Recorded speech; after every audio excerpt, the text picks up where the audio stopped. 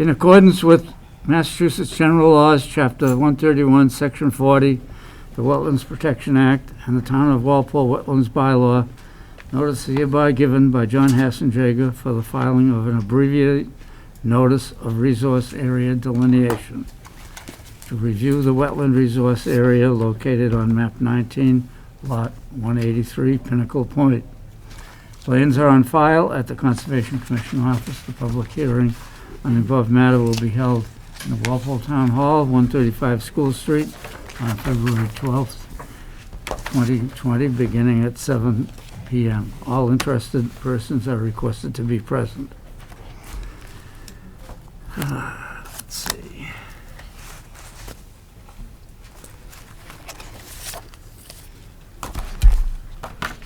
I think if there's any letters to read, they're usually standing up. Okay.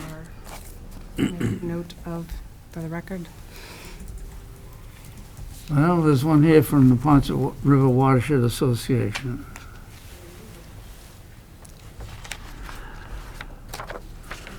Dear Chairman Wiley, it has come to our attention that an abbreviated notice of resource area delineation, ANRAD, has been submitted for a parcel of land adjacent to Bird Pond. We believe there is a high likelihood that this water body is most accurately defined as a river rather than a pond, and urge the Commission to engage a qualified consultant to evaluate the water body's riverine characteristics. Under the Wetlands Protection Act regulations, where rivers flow through lakes or ponds, the riverfront area stops at the inlet and begins again at the outlet. A water body identified as a lake, pond, or reservoir on the current USGS map or more recent map provided by the department is a lake or pond unless the issuing authority determines that the water body has primarily riverine characteristics. Riverine characteristics may include, but are not limited to, unidirectional flow that can be visually observed or measured in the field.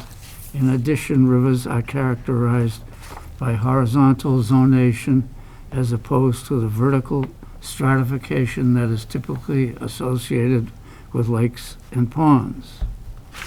We believe Bird Pond exhibits primarily riverine characteristics, including unidirectional flow that can be visually observed or measured and lack of vertical stratification, typically associated with ponds. Despite being identified as a pond on the USGS map, proper delineation of this resource area is imperative to ensure proper safeguards and setbacks for any potential development development of adjacent parcels of land. We therefore urge you to engage an expert to independently verify its primary characteristics before the Commission verifies the applicant's delineation. Thank you for your consideration. Kerry Snyder, Advocacy Director for the Watershed Association.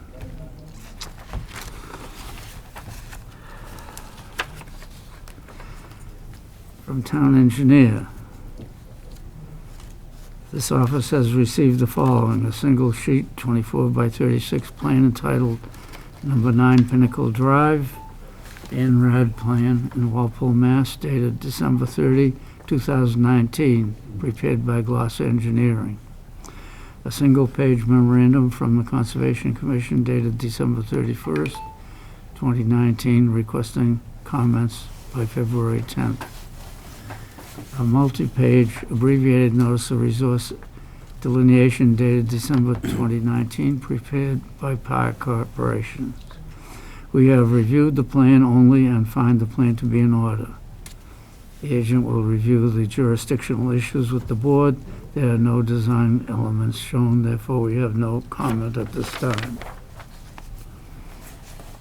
Health Department, abbreviated notice of resource area delineation, Pinnacle Point, south of Bird Pond, January 29th, 2020. The Board of Health at its January 21st meeting voted unanimous that they have no comments at this time. Planning Board, we are in receipt of your request for comments on the above referenced application. However, there are no planning comments at this time. Board of Appeals, this project is not before the ZBA and therefore have no comments.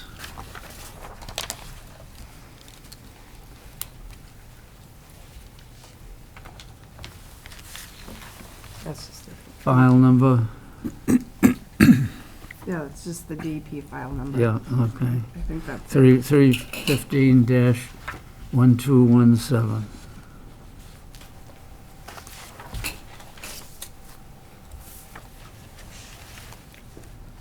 I think that's it. Okay, Yeah. nothing from the treasurer. Oh. Something from the treasurer? That is the truck, yeah. Well, this is for 300 Stone Street. Oh, it's also Asneager. They're current.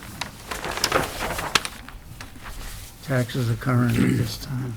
Representing the applicant. Good evening, folks. My name is Briscoe Lang. I'm an environmental scientist with Walpole Corporation.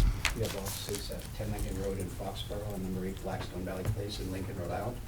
Here with John Hassenegger, the landowner, to present this abbreviated notice of resource area delineation for the wetland at Bird Pond. Subject property, I imagine you folks are all fairly familiar with. It's this long, linear 3.6, excuse me, plus or minus acre parcel of land between Pinnacle Drive and Bird Pond. There's a number of homes along Pinnacle Drive that were developed over the past 15 or 20 years or so. The property itself is currently vacant, although there was a large manufacturing, a portion of a manufacturing complex in this easterly portion of the site up until But later than that, maybe the 80s. The building is no longer there. However, there are remnants of the prior use, including asphalt, concrete slabs, et cetera, retaining walls where that building used to be. The site's topography starts high in the south and drops very quickly to the north, excuse me. In this portion, this eastern portion of the site, it's fairly level where the old building was. That steep slope continues northerly direction and really extends from the rear of the developed lots along Pinnacle Drive down to the pond edge.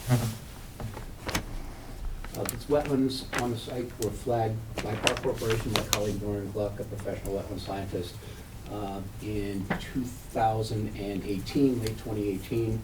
Just recently, Landis met in the field with Lauren, and they reviewed the bordering vegetated wetland line. There's actually two bordering vegetated wetlands. The inland edge, shown in green here, is wetland A and B. A longer edge along here, which then curls up into the site.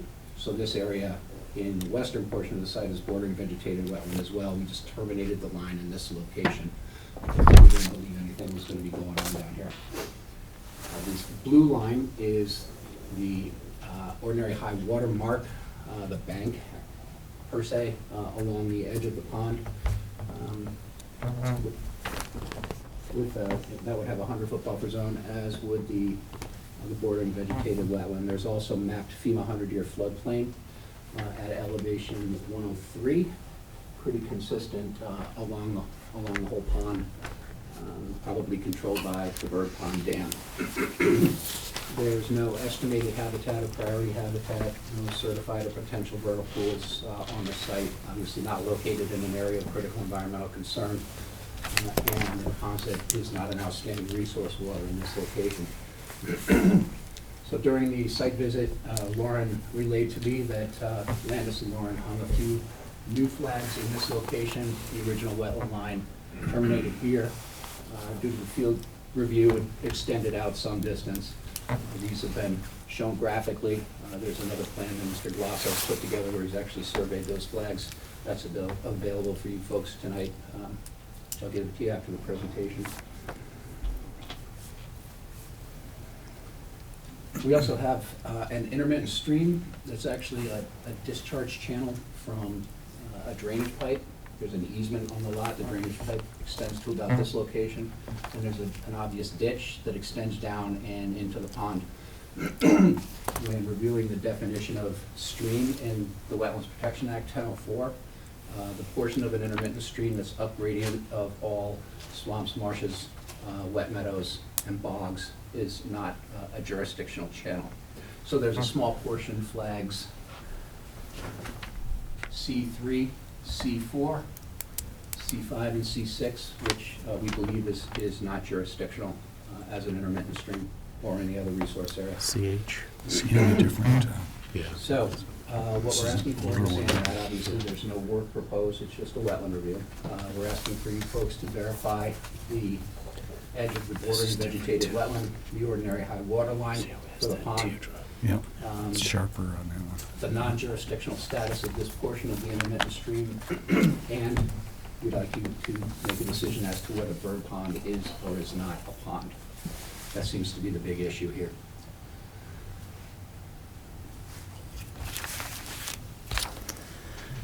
Okay, Landis?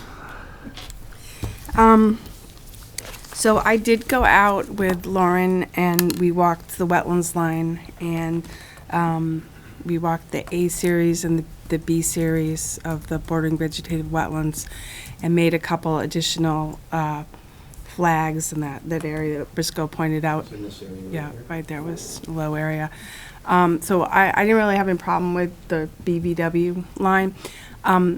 The P-Series bank and the designation of a pond, I'm recommending that the commission look into that a little bit further. It wasn't, there were some indicators out there that I wasn't sure if, that didn't seem quite right as far as the bank was concerned. The mean high annual is higher than the bank, which is shown on your plan. Historic, I know it dates back to 1986. I'm sorry, do you have an elevation for that? It's on your plan.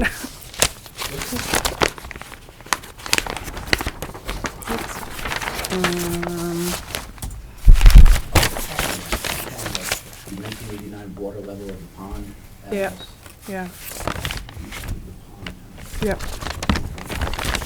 And there was just some indications of undercutting above where the series line was.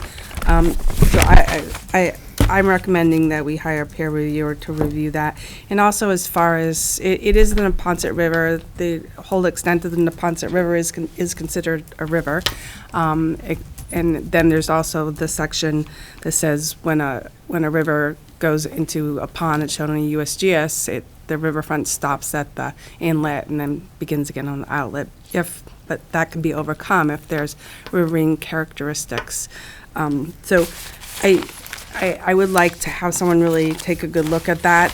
When you look at the USGS, the portion closer to the Pinnacle Point Conservation Land, it has like ribbons. It's not all flat water. If you look at it, it looks like a river. It doesn't look like a pond. Yeah, hold on. What do I do with it? I had an aerial just a minute ago. She's talking upstream. Is it in the, you mean in the booklet? No. Oh,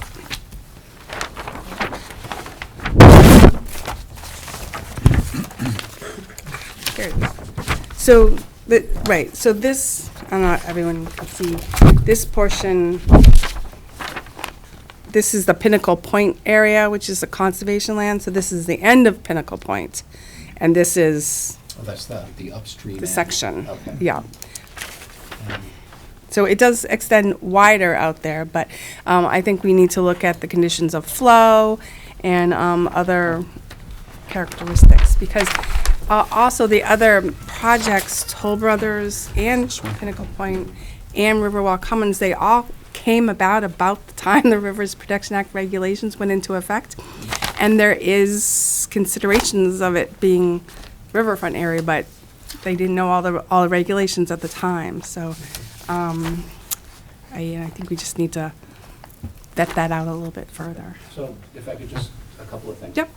The portion of the Neponset that you're showing on that aerial is up in this area somewhere. Yep. And it may very well be that that has classic I and think very it's- clear riverine characteristics from the aerial. It certainly seems to. That doesn't seem to extend down to our locus. And we have an aerial, I think you've got it open right now, an aerial in our wetland report that shows the limits of the site with respect to, the pond. So, Riverwalk also does have a section of river, certainly on the downstream end of the dam, between the dam and the road. That's Neponset River, it's clearly a river. This, when we observed it in the field during the summer, we were not able to observe unidirectional flow. We did not make any measurements to see if it was horizontally zonated as opposed to vertically zonated. We've just not made those measurements, so we can't offer any evidence in that regard. What we can do is point to the regulations, and you're correct. The regulations specify that certain rivers for their entire lengths are rivers. That contrasts a little bit with the section of the regulations that say rivers end when they enter ponds and begin when they exit ponds. So for instance, the 10 Mile River has Falls Pond, Whiting's Pond, a number of ponds that are clearly ponds, impoundments of the river. In my map review, Bird Pond is essentially the only pond on the Neponset that's called a pond, which suggests to me that it's fundamentally different from other impoundments on the river. So I just want to offer that up as sort of a, evidence or opinion that Bird Pond is most properly classified as a pond and not a river. Clearly, it's your decision as to which way we go with this. Okay, I want to go on the record as saying that when you read the Rivers Protection Act, it was very clearly stated that the Neponset River and a couple of other places, the entire river from start to end is considered a river and not ponds or anything else. It didn't specify that certain parts of the Neponset were ponds. It specifies very clearly that that is an exception to everything else. The Neponset is entirely a river, all the way through this Bird Pond. So I think we have to go by that, but that has nothing to do with the designation of where the wetland line is, so that doesn't come into play until at some future time when But they're development. saying that it's a pond under this Yeah, and- ANRAD. And so, I want to be yeah. very clear that it should be on the record that it's all part of the Neponset River, from beginning to end. And that's Perhaps I- very clear in the record and the Wetlands Protection Act and the regulations. If I may, I did misspeak in saying that Bird Pond is the only designated pond on the Neponset. That's incorrect. The Neponset Reservoir is a designated pond as well. The Neponset Reservoir, I have some experience in Foxborough where the Neponset is located. And this isn't Foxborough, this is Norwood, I get that. This is Walpole. The Neponset Reservoir has never been considered a river. DEP has never pushed back on that. I think the conflict in the regulations between, certain rivers are rivers their entire length, that conflicts with the reg that says rivers end at the beginning of the named ponds and begin at the outlet of the named ponds. So those kind of conflict. So again, the 10 Mile River is one of those named rivers, right? But I've got some experience in North Attleboro as well. This is not North Attleboro, this is Walpole, I get that. We've done a number of projects in North Attleboro on Falls Pond, Whiting's Pond, and other ponds that are impoundments of the 10 Mile River. That is, none of those ponds have ever been considered rivers, and DEP has never pushed back on any of those designations or any of those projects to assert that it is a river. I would also say that those ponds have very different characteristics than this long, linear, very much looking river pond. Falls Pond, I live in North Attleboro, so I'm all aware of Falls Pond and Whiting's Pond. They're round, they're pond, they have different characteristics than, very different characteristics than this pond. I went over these regulations over and over again. And the thing is, I always thought what you're saying was true. But the way the regulations are written is 10.5821E is the entire length and width of the Neponset River is classified as a river. And then 10.5821H is the one about the riverfront area stopping at the inlet. And Yeah, again, yeah. so they're all under the same, they're all under 2.1. Which I think is the definition. And I think that's where they kind I of seem understand like that, they but- are on an even keel, but different. So that's, A subtle distinction there is river versus riverfront area, okay? So, Yeah, fine. You assume that the entire length of the Neponset is a river, the riverfront area associated with that would end at the location where the stream comes in and then would begin at the location where the stream exits. So it's not a If it's a clear, cut pond. and dried, simple, oh yeah, that's so easy to check the box. You know, there's some real subtlety here, and it matters in this case. yeah. well, it doesn't matter for designated whether this is a legitimate wetland line. But it matters if there's riverfront or not. Well, we're here to determine the wetland line, the No. ANRAD. No, and if it's a pond or a river. If this is a bank or if this is a edge of a river. They're asking both questions tonight. Under the Okay. ANRAD. So if it's a pond, it doesn't have a riverfront area, and if it's a river, it does. Yeah. Well, I'm taking the stand that the Neponset River is a river and not a pond, so that was cut out as an exception to Right. the general rule, and I think we have to go by that. Well, and you can vote that way right here So and I now. guess the question that we have to answer tonight, since we don't have a peer review before us at this point, the question we have to answer is, did you agree with the flags as reviewed when you walked the wetland line? I agree with the wetlands flags, the B series and the A series, the P series, which was delineating the bank, no. Okay. But we're also deciding whether we should ask for a peer review to. Well, if you're voting that it's a, if you're considering it right out as a river, then you could vote that way. But then, so where's the bank of the river? That's Where an is the input. mean If high it's not in your annual- river, we need to know where the Right, bank is, and- then they still have to answer that. And I wasn't satisfied with the P series as being the bank of the pond or the bank of the river. Okay. So Okay, that I would wasn't- need to be I settled. wasn't aware that there was a dispute as to the location of the bank, and but the bank flags were acceptable as well. Mhm. The flags, I suppose. Okay, let's start with down the other end here. You mentioned that you did not observe unidirectional flow during the summer when you observed it, but I'm thinking that might be different during a wet season in the spring. Maybe there would be, Potentially, Potentially, but yeah. I have not been out here this season. that might be useful to know whether there's observable flow in one direction during the wet season. I agree. I'm wondering whether my opinion would be sufficient, and so I'd like to see if we can explore the idea of a peer review consultant and what that involvement might look like. I mean, folks might have in mind, what specifically we would be asking the peer reviewer to evaluate, and whether we would coordinate with that peer reviewer during their review of the information. You know, I'm envisioning a kayak trip out onto the pond, sitting still and seeing if we go one way or the other, something like that.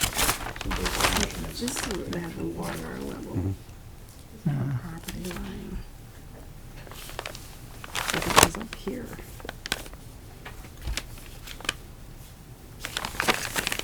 Yeah, And certainly an understanding and an agreement as to where that mean annual this is high where it water line was is. because lower. The mean Yeah. annual line that Ms. Hershey is referencing is substantially inland from where we flagged it, and we need to get that rectified and clarified. well, I think in the past, it's been this, where the 189 water level of the pond is. Are we good with 189?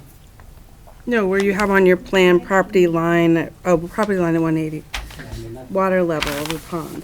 that's a property line? Where Well, that- it says water level of the pond. Yeah, Right, but does that mean annual high water? Was that during a flood condition? When in 1989 was it done? How was it located? By a photograph, by survey? I mean, there's a lot of questions as to the origin of that Yeah. line. And I'm not trying to be difficult, guys, I'm really not. That line needs to be, fixed and found, just like the BBW line. So, Landis, are you saying if we vote this to be a river, we do or don't need a peer review as well? If you vote it to be a river, they still need to establish the boundary of the river, so the mean height annual or the Right, first discernible break in bank. okay, all right, So either way, I think we need the peer review. right, okay. But if, So I would agree with Al that I would classify it as a river, and I would agree to have a peer review.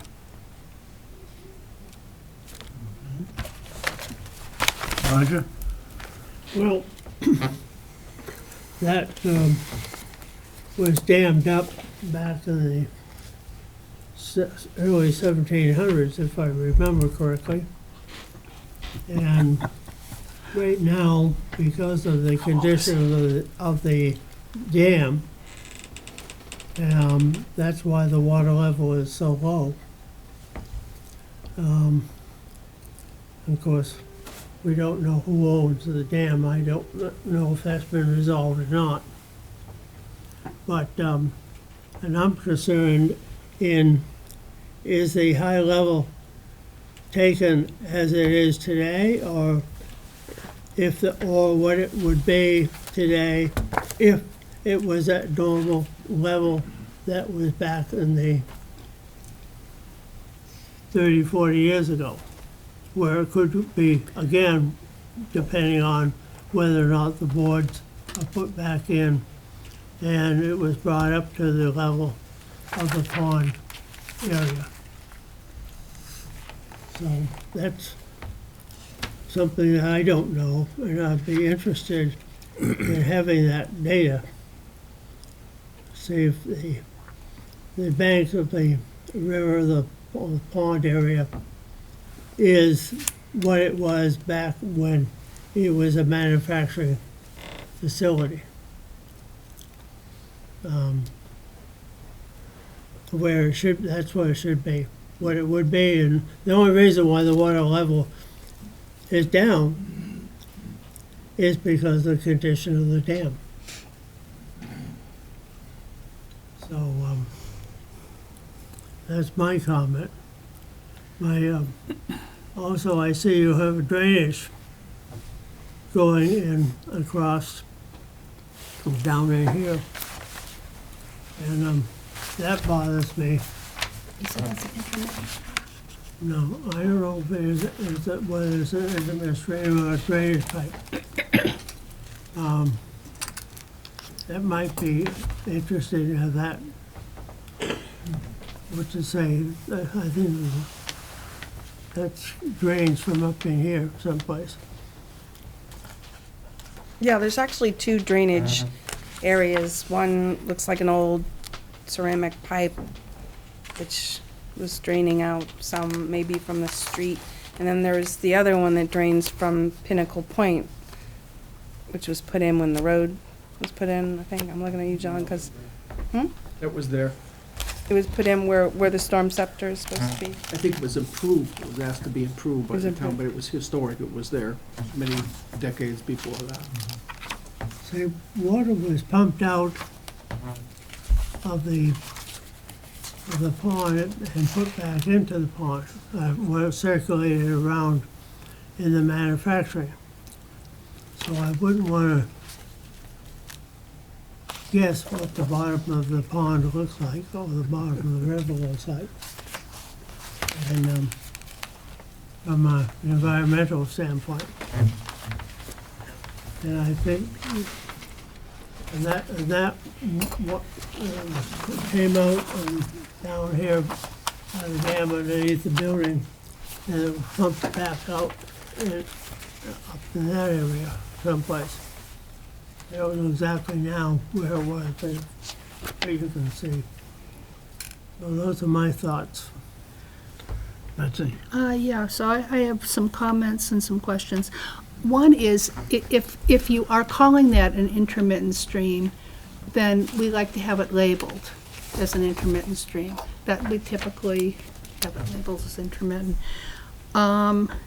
Secondly, so as the Neponset River flows through Walpole, there are lots and lots of privileges, each one of which has some kind of an effect, including some genuine roundish, or more round, mill pond-like things.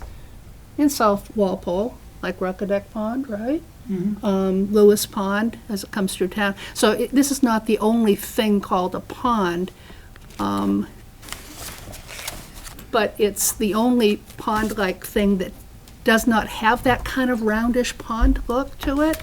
And so that's why my third comment is, yes, I am in favor of getting another opinion. I would say it's a third opinion because we have a second opinion from the Neponset River watershed. Maybe it's an opinion that's skewed in the direction of the river, being a river, but still, I think that there should be another opinion on this. And then I have two questions. So you said you thought the water was being controlled at the dam? I think clearly the dam is controlling. Okay, but it's not actively being controlled, Well, or is it, Roger? well, no, because there's no way of really controlling it, and Yeah. the water level is low because the condition of it.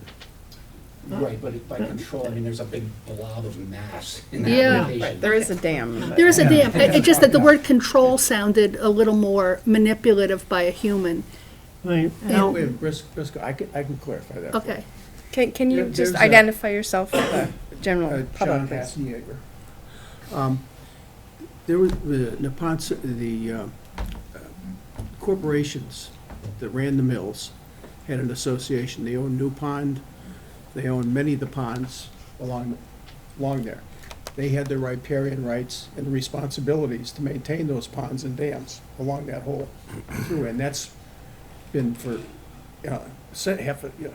for half a century, whatever. That dam there is controlled by Hollingworth and Vos. They take the boards in and take the boards out. They drain their pond in the summer on occasion and clean it, and they put the boards, No, they don't. yeah, they absolutely do.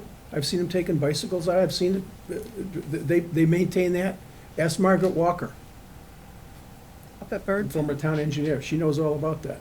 But that, somebody does maintain that, and that, the responsibility of that whole thing are the same corporations, Kendall, Bird, Hollingworth and Vos, et cetera. And they have the responsibility through the whole network of those ponds along the Neponset River that were mills or were in the business on the day.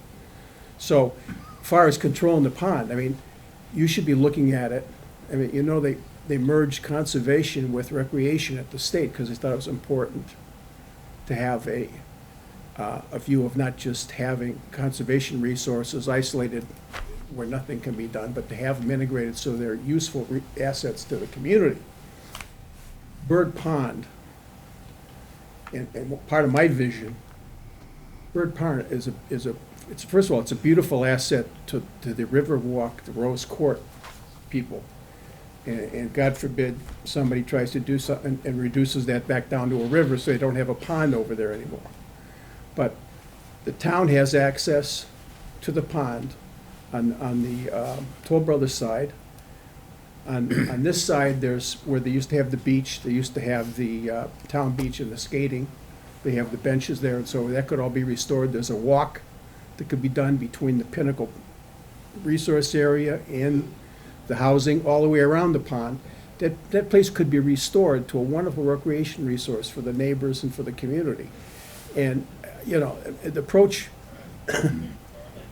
I guess as a landowner, I'm here positively predisposed to try to do something to be environmentally sensitive, but at the same time, do something smart for the community and for the neighbors and for the recreation area, as opposed to just build a couple of buildings or apartments. So And we could get, I mean, I guess the point would be, I agree with Betsy that you probably, you know, the thing to do would be not to have a closed mind about this, but to have a third party evaluate. As far as people think about this in terms of the development, if this is a river, you won't be able to develop anything. That's not true. The whole area is a redevelopment area. It can be developed the same way Rose Court was and Riverwalk. So people who are thinking that, they're just thinking in a negative way to make this thing a mess. It isn't the way to look at it. We're here to work with you, to work with the proper environmental protections, to get a good walk around the pond, to enhance it so people can get in the 26 acres of Pinnacle and use it, can walk around it, kayak, skate, all these things. And we can participate in that. And I think we're thinking the best use for the neighbors, the most unobtrusive and dense way to develop this is to deal with it as a pond. We can deal with the other way, but the more people just try to go to the negative, I think it's unfortunate. You do have a thing your board circulates about Pinnacle Point and all the resources out there, and about the pond walk, and about some of the Indian artifacts back at the Plimpton Street, et cetera. So, I mean, it's something, we're here to work with you and to do something positive, and I think, I mean, there's no point if we're just gonna say, well, it's a river and we don't wanna talk to you. I mean, that's okay too, but I don't think that's the best approach for you, the town, or anybody else, or the neighbors. So I have a second question. So I'm trying to understand, because you probably know that there's probably some rule about this. So we have a 1989 water level of the pond, or high water level of the pond. How does one find out what the high water level of the pond is? You're saying it's not the 1989 line that just happens to appear here. So how do you go about finding that? What's the rule? The sort of jurisdictional break in land is, you know, Nope, we go can for discuss it. this. Go for But it. the jurisdictional break is called mean annual high water. Yeah. And the mean annual high water is determined, same way it is for a river or a pond, by a confluence of a number of different indicators. One of them is the first observable break in slope. Another might be transition from predominantly aquatic to predominantly terrestrial vegetation. Oftentimes we'll use staining marks on highway abutments or dams to determine that mean annual high water. So there are field indicators that we would use, and typically, when we delineate the bank, we pick up those mean annual high water indicators. If there's not agreement that those are accurate, then we should do what we need to do to make them accurate, certainly. Again, this 1989 property line, the origin of that, how it was established, it's a black box. John Anderson, I can tell you about that too. Just, this property was approved originally in '89. And it was reapproved in 2000, 2002. So it has the development rights for this site and everything. We're not going for development. The site's already been approved by the planning board and your board and everybody else. And there's been a series of orders of conditions out there. The majority of them said Bird Pond's a pond. Only a couple of recent ones say, call themselves a river, which anybody can say that. The question is the expertise to say it. But this place has been engineered by Norwood Engineering, John Anderson, Glasson Engineering, American Engineering, Cabela's Engineering, and now Para. So the flags are pretty much known. You can go out there and you can see, I mean, there's no one's pushing a line one way or the other. These are all well established and these plans are all on record. So, yeah, as far as the '89, that was John Anderson. As you know, Al, he's a weather, I don't know what techniques he used, but he's the one that did the '89. But maybe there's another one from one of the other engineering companies that gives you what you're looking for. And we have field delineation of what we believe to be mean annual high water that we're asking you folks to review and approve. If you're going to go with a peer review, I think that's an entirely appropriate use for them. Let's get in the field, let's look at each flag, and let's say, is this right or is this not right? And agree to where they should go. I mean, we want that as well. So, you know, we would welcome that. All right, that's it, thanks. Okay. Anybody in the audience here have conservation issues with, interest with this hearing tonight? If so, identify yourself. I don't see anybody. Okay. No, I don't either. All right, I guess we will continue this until we have a peer review on this property.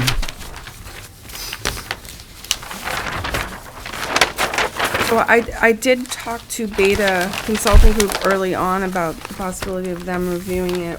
And they are able, I would need to get a updated proposal from them, which just included the review of the bank area, bank flags. So I think I can probably get that pretty quickly. Beta Consulting, Where are they from? it's Nova, right, it's Marta Nova, who's now working for them.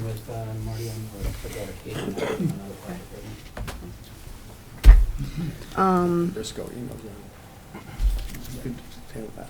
Okay, so do you want to continue it to the 26th?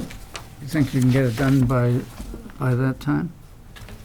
Or do we have to go to the next one in March? It may be tight getting it done by the 26th. If the applicant has time, we would go to the first meeting in March. It's okay with me, I don't know. Can we do that? Briscoe? First meeting in March? Yeah, let's go on March. Yeah, okay, okay. Who knows what the weather's gonna do, guys? Yeah. That's, Right, March may turn into January, since January and February was March. let's shoot for the first meeting in March, if that pleases the board, and if we need to shut it back another meeting, we can. You guys can handle that. So what is that? The first meeting in March? March 11th. That would be March 11th. Do we have anything scheduled for March 11th? So we can do 7, we could do 7 March 11th. Have a motion to continue to March 7th. I'll move that. Second. All in favor? Aye.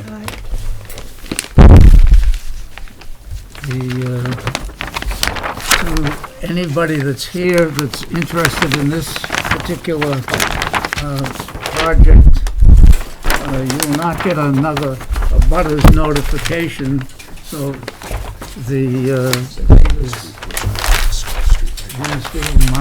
beginning of Yes. March. March 11th March at 7. 11th, Right. March 7th. Right.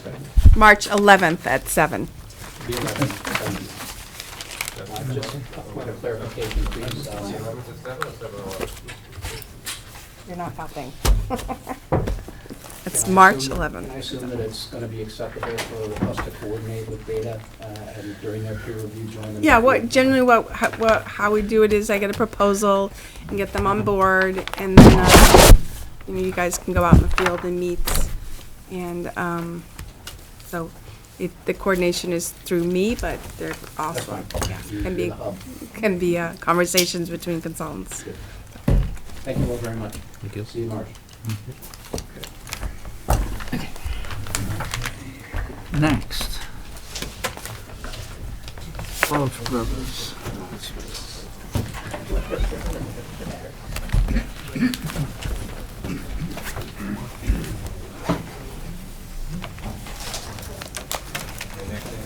Yes. Let me know, keep me posted. Tried. We're here for Pinnacle, but didn't want to say anything. I gotta get that.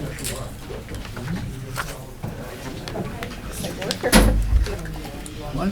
They work here for Pinnacle. Yeah, why didn't somebody speak up? Sounds like it's all What's that? we need to say. Want to speak up about what? Well, they were all here for this particular the way, hearing, Naponte but is I guess we're getting just listening. Oh, okay. An easement for access to, for public access to that area, Well- Bird Pond.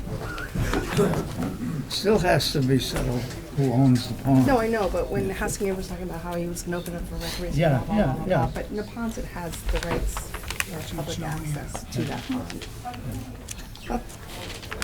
We have access on the other side, very clearly. Okay, so I Okay. think you're fine to, We're ready to go. yep.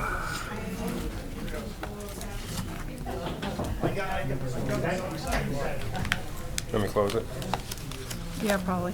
How can they put a house in a People are coming in. So here's Clark Brook Pond, and here's Stone Street. Where's this? But you know, way back, I wanted a walking path all the way around anyway. Yeah. Clocks? Okay.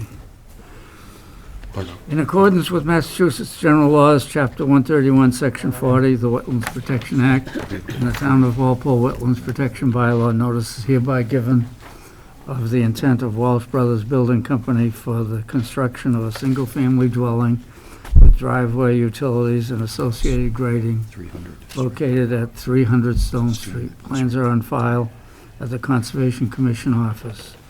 Public hearing above matter will be held in the Walpole Town Hall, 135 School Street, on February 12th, 2020, beginning at 7:15. All interested persons are requested to be present. Let's see. Right adjacent to it. No, it's not. I don't need to read that. No. What's that? It's through. This is the property. It's like a trapezoid. Right, right. So the stream goes. From cuts Town right through. Engineer, Yeah. This is just, a three-sheet, this is just. 24 by 36 plan set titled Site Development Plan Lot 2, 300 Stone Street, Walpole, Massachusetts, prepared for Walsh Brothers Building Company, 10 Settle Way, Walpole, Mass. Dated December 17, 2019, prepared by GLM Engineering. A single-page memorandum for the Conservation Commission dated January 3rd, requesting comments. A multi-page notice of intent dated December 11th, 2019, prepared by Applied Ecological Science of Norfolk, Mass. We have reviewed the plans only and discussed the plans with the conservation agent. The agent will review the jurisdictional issues with the board. The following comments are offered as a plan review. It is our understanding that the proposed dwelling will be located within a floodway as shown on the 2012 FEMA flood maps. As a matter of practicality, this would appear not advisable. However, if the commission does permit this, we recommend that the order of conditions provide some type of condition holding the town harmless. The board should require the house to have a foundation drain. The drain should discharge to daylight somewhere near the end of the proposed grass swale. Attached to this memorandum are ties to recently installed sewer and water services for this lot. The service stub should be accurately shown on the plans. The sewer stub appears to be very close to the front left northerly lot corner. This may need to be reinstalled from the back of the walkway to keep it on the lot. The loam should be at minimum 4-inch thickness, and the work should be finished and seeded during the normal growing season. A driveway detail should be included showing roundings going into the site. The apron should be graded to the street to keep gutter water in the roadway. DPW would consider terminating the walkway as at the driveway, as the remaining sidewalk appears to be on the lot. The Conservation Commission has expressed a desire to address the untreated stormwater discharge from the roadway over the lot. DPW would like to work with the agent applicant to find a solution. It would appear that municipal easements will be required. If this is to occur, we suggest the applicant provide the easement plan and the town handle the conveyance document. If the applicant has a title search for the lot, it should be provided. We would also ask the commission to consider requiring an municipal easement around the perennial stream head wall and stream bed for future maintenance. No improvements are planned currently, but at some point there will need to be work on the culverts under Stone Street and removal of debris along the stream.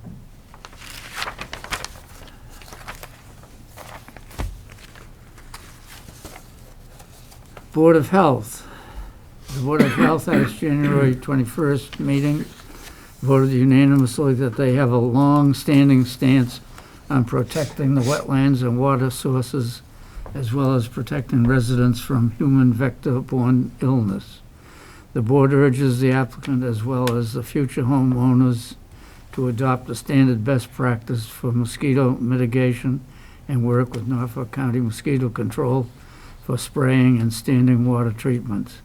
Institute regular cleaning of gutters and provide proper grading of buffer zone areas in order to prevent low points that draw and hold water.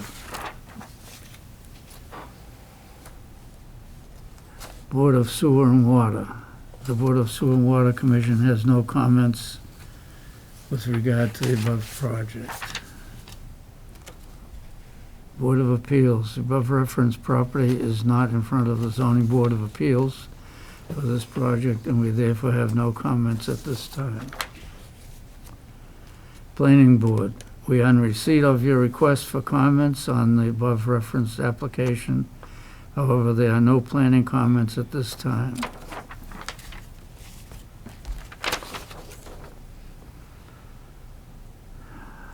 Assistant Treasurer, when writing or responding, please remember that the Secretary of State's office has determined that email is a public record.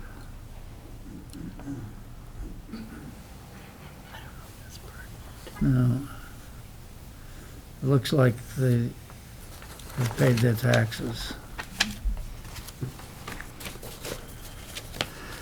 Representing the applicant. Robert Truax of GLM Engineering Consultants.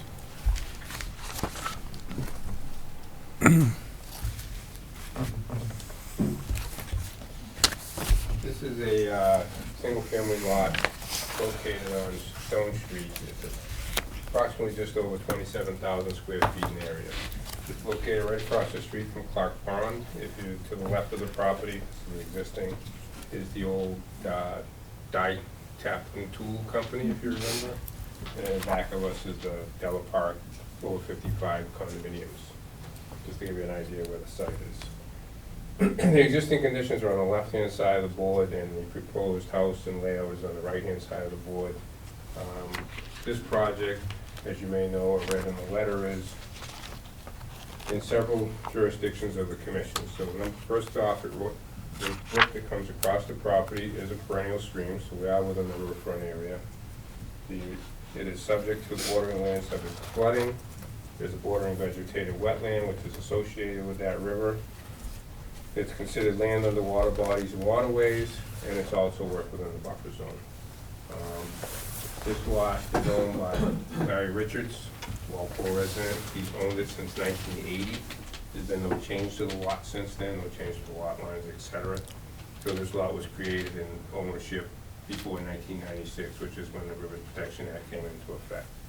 So that's why it's before you this evening. I will say that pretty much the entire lot, as you can see, is within not only the 100-foot buffer, but the 100-foot riparian. The buffer and the riparian are basically the same line. The edge of the bank, which was flagged by Ecotech, and the wetlands that are in the back was also flagged by Ecotech. You have a report from them on the wetland flagging. You also have a report from them on the wildlife study that was done for the site, and a letter from them going through the standards within the act and how we comply to the different standards. So I'm going to go over it real quickly, and as quick as I can, and try and give you an understanding of what's going on. I think the biggest thing on the site that people probably question is the floodplain. So the site is about 90% located within the 100-year floodplain. So when you look on the left here, this is the existing conditions, and you see the area that says Zone X that's hatched. That area is not within the floodplain. And I'm going to explain how we do that as best I can.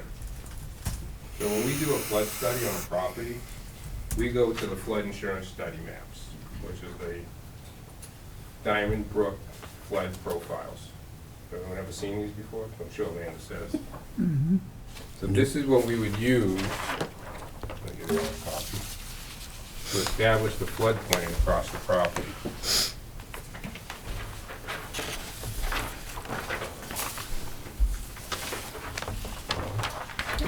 You've seen this before. This one. You didn't submit this with your filing. So this map, this is the study that's actually done and prepared by FEMA.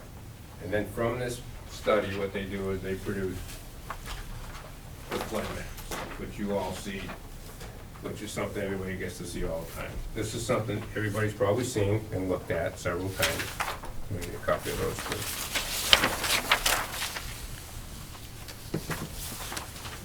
So this is really just a picture of the findings from the flood study.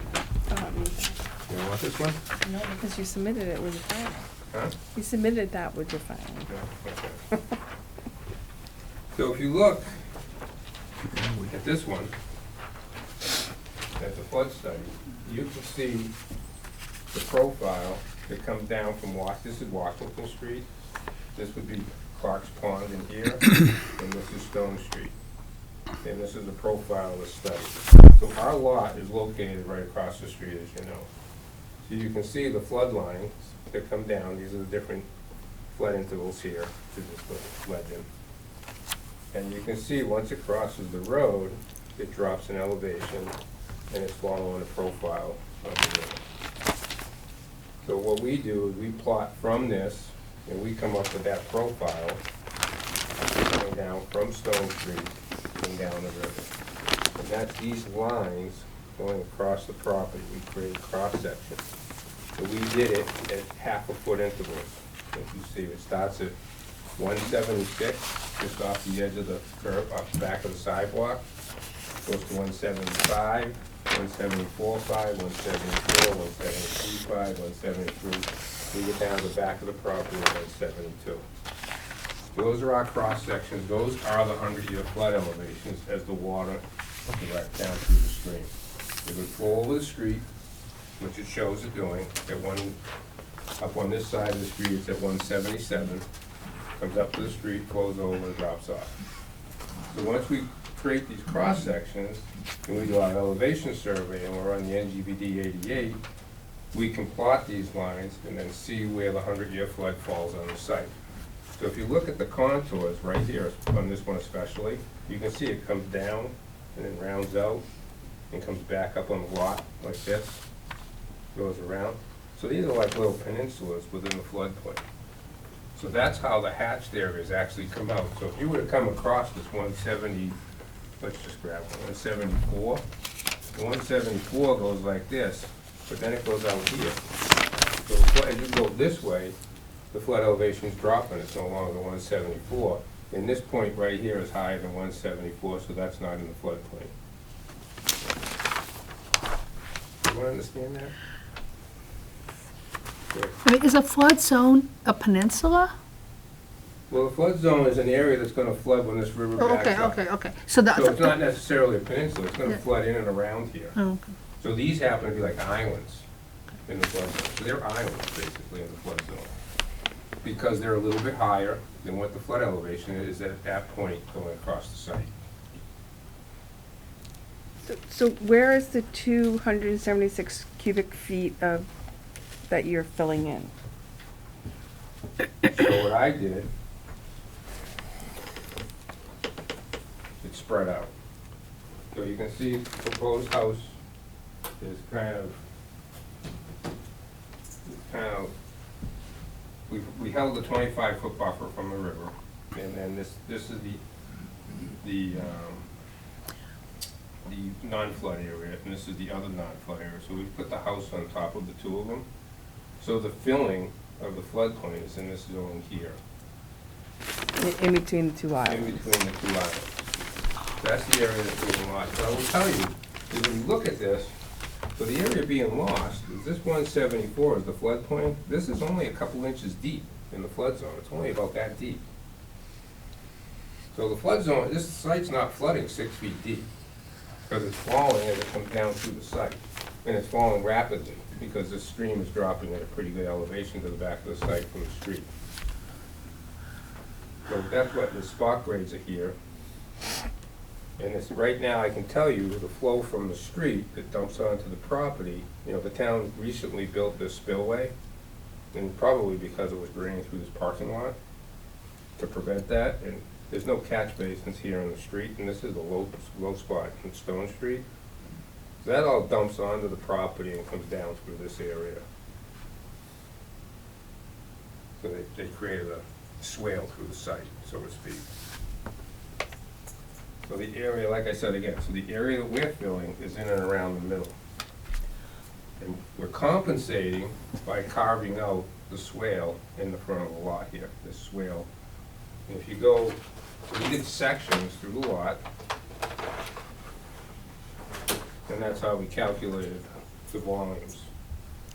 So at every flood elevation, we did a cross-section showing what was in, so you can see the driveway, you can see the area that's lost, that's being filled, the area that's compensated, all the way across the site. This is where the house sits, this is the foundation, this is a little bit, this is the swale on the side.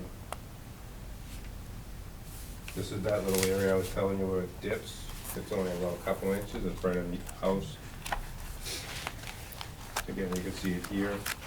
And then we just do aggregate area, it's pretty simple math at that point, we just total it up, and we're actually providing more flood storage than we're actually filling every site. Can you follow that? You follow that? Yeah, I follow. The only thing, if I could ask, so if you're compensating for the flood storage in the swale, wouldn't there already be volume in that swale coming off the road? No different than the volume coming over the road if the site's flooding. All that's flood, that's all flood water. Once it's flooding, it's all flood water, it's backing up. The swale's not full before a storm, it's empty. Right. Storm comes, we have a flood, everything's, the water's moving across the Yeah. site, it's all flooding.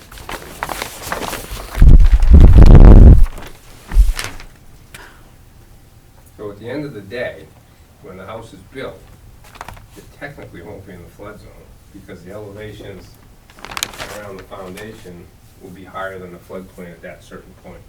However, most likely, anybody who gets a mortgage on this property for this house is going to have flood insurance because the bank's gonna look at that map. Right, and so in addition to that, you're talking about flood storage, there's also the floodplain that you're altering, that you did a wildlife habitat study for, All the standards for Right. And also, just on your notice of intent, you should still write the square footage of floodplain that you're altering. You don't, What the amount of flood storage. you didn't put anything. You're still altering floodplain, but you don't, you're not, I don't know what the word I'm looking for. There's still an alteration of bordering land subject to flooding.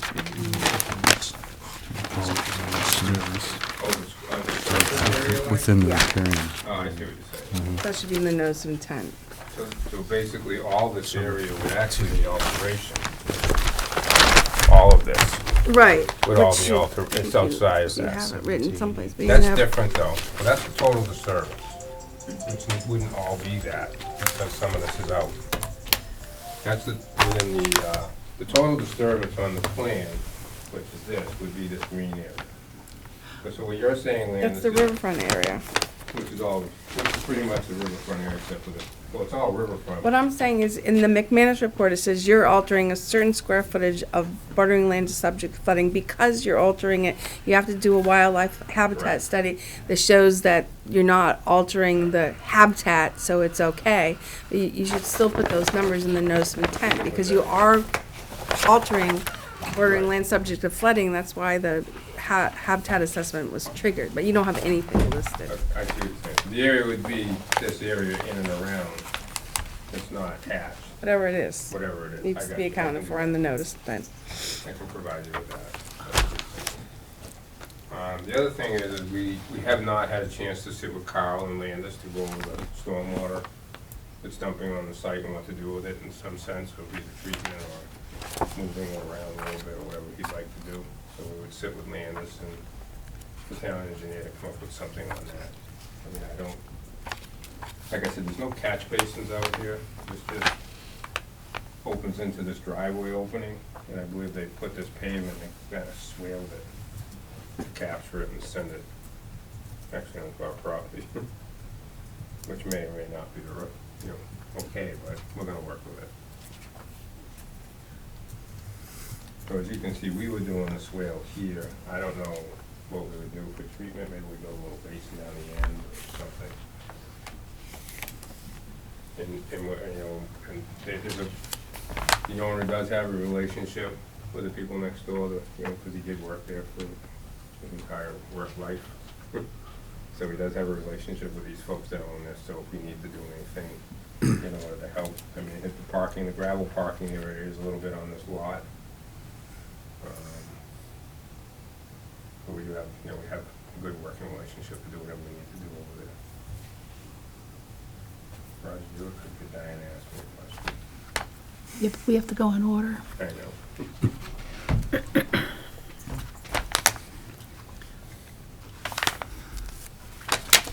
I'm looking at the elevations, and it looks like the concrete floor elevation, 173.5, that's lower than the 100-year storm elevation? Correct. So you would expect the water to flow right into the basement? No, No? because the grade around the outside of the basement is higher. But the water, won't the water table follow the, That's flood water, not necessarily water table. So when Yeah. a flood comes, it doesn't necessarily take the water table and surge it up under the basement. Now, if it sat there for a long period of time, maybe a week or whatever, then that probably would happen. do you know where the water table is currently? It's not very deep. Yeah. I haven't done a test pit out there, but I mean, that floor is at grade. It's pretty much at the existing grade. So if the grade right through here is like 174, 173.8. And the back of the house is 173.5, so you put it right at 173.5. And then we got grade around the house that's 174. So it brings the back of the house above the floodplain. And the front of the house is above it with a grade in the front. If you were actually to do a certification through FEMA, you look at the lowest grade at the outside of the house. They don't look at the basement floor, or the first floor. They go by the grade around the outside of the house. Okay.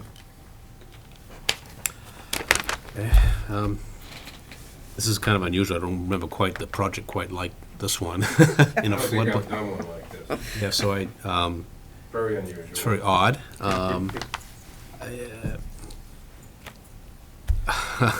Not crazy, but I mean, I don't know, it just doesn't seem right. But I can understand your well, I kind of followed your calculations, but, Appreciate that. yeah, but, There's no question it's a difficult lot. yeah, yeah. There's some, And the swale, this grass swale over here on the left, what, is that there now, or you're gonna put that there? we're gonna build that. You're gonna build that? And that may change a little depending on what we decide to do with town engineer and your agent. So Okay, okay. That's picking up the runoff from Stone Street, From Stone Street, everyday runoff. Right. you know. Doesn't sound, it doesn't sound really viable, but I mean, I don't know, it just sounds like, I don't know what to make of this, really. Sorry. It's a stumper. Yeah, it's a stump. It is. I'm stumped. It wasn't an easy one to draw, to be Yeah, honest with no, you. I know. There was a lot of time and effort when I I don't know. was figuring out what the floodplain was. Right. There's a lot of work put in there. Yeah. It sounds kind of borderline to me, but I don't have much else to say right now. Roger? Well, a couple of things. One is, if you look at the old slaughterhouse, there used to be a pipe from the pond that ran through the bottom of, through the, underneath the floor. They used to slaughter chickens there, because I remember seeing it. And Is that where the Back in the tool, 70s. is that where the tool Back in the- factory is? That used to be a slaughterhouse, the tool factory. yeah, yeah. Well, there was a house on this Is that what that property pipe- up until is that- the 70s. It was? There's an old foundation, it's gone now, but there was a house here. Is it correct, Larry, for what year, do you remember? 1972, it was taken down after a fire. Yeah. So there was a house on this property. at one After a time. flood. Well, I remember the slaughterhouse. And to the left of that, there's, if you look at the parking lot, that is not a new flow. It was, been there as long as I can remember. It looks like it's new because actually I discovered it myself. Between the road and the head wall, it had all gone depleted and was going into, the dirt was just a little bit of grass growing on top, but basically you could fall in and get wet. And then in order to keep the road from collapsing, they put in that black pipe you see coming out and filled it in with brick on the pond side. So it looks like it's to do something new, but it's not. And they also had to pour a slurry out in the middle of the road around the pipe to reinforce the road, Stone Street. Now, I like to see something like the point on the map that shows that you had that other brook, you might say, at that location, and how it goes and how it affects the riverfront area on the left of the building, westerly side also, and see how that is going to look from the parking lot. Where's the- Well, I know there's quite a I'm not big, following you. Where's the other brook? You say in a riparian zone right I think here. it's this one, So- that's coming. I had Pond. a situation not too long ago, a couple of years ago, Isn't that picture? when a person doing a study forgot the big one, the one you show. Right. He showed this one, but he didn't show that one, it says, and he drives by it all the time. But that one's further down, around the. Yes, I know, but the same It point, doesn't affect this lot. It's not Too that far close. away. Yeah. well, I know it's there, and I don't I- know that, I know what you're talking about now. you know yeah. what I'm talking about. And all in the back there's a awful lot of wetland back there, further back. Further Yeah. back, absolutely. Yeah, all behind Della Park, there was, Della Lake, whatever it was called, there was actually wetland filling in there, and there was a replication area that was done behind that project, if you remember. Because I knew that, I remember that was a dirt road at that point, and I knew where Morse Lumber is. How many people don't know about Morse Lumber? Wasn't that area back behind the old highway department? Did you know that? Mr. DeLap's house back there? Yeah. Yeah, There was the old highway department back there, I believe, when Mr. DeLap bought that land. Yeah, they were planning to put that back there and the library in front. And the library would look the pond, and I thought that would be a nice thing. It would be nice for the library as well. But Morris Lumber didn't. I remember that going down with my dad in the pickup truck, but that's another story. But, so I have an idea of what that looked like.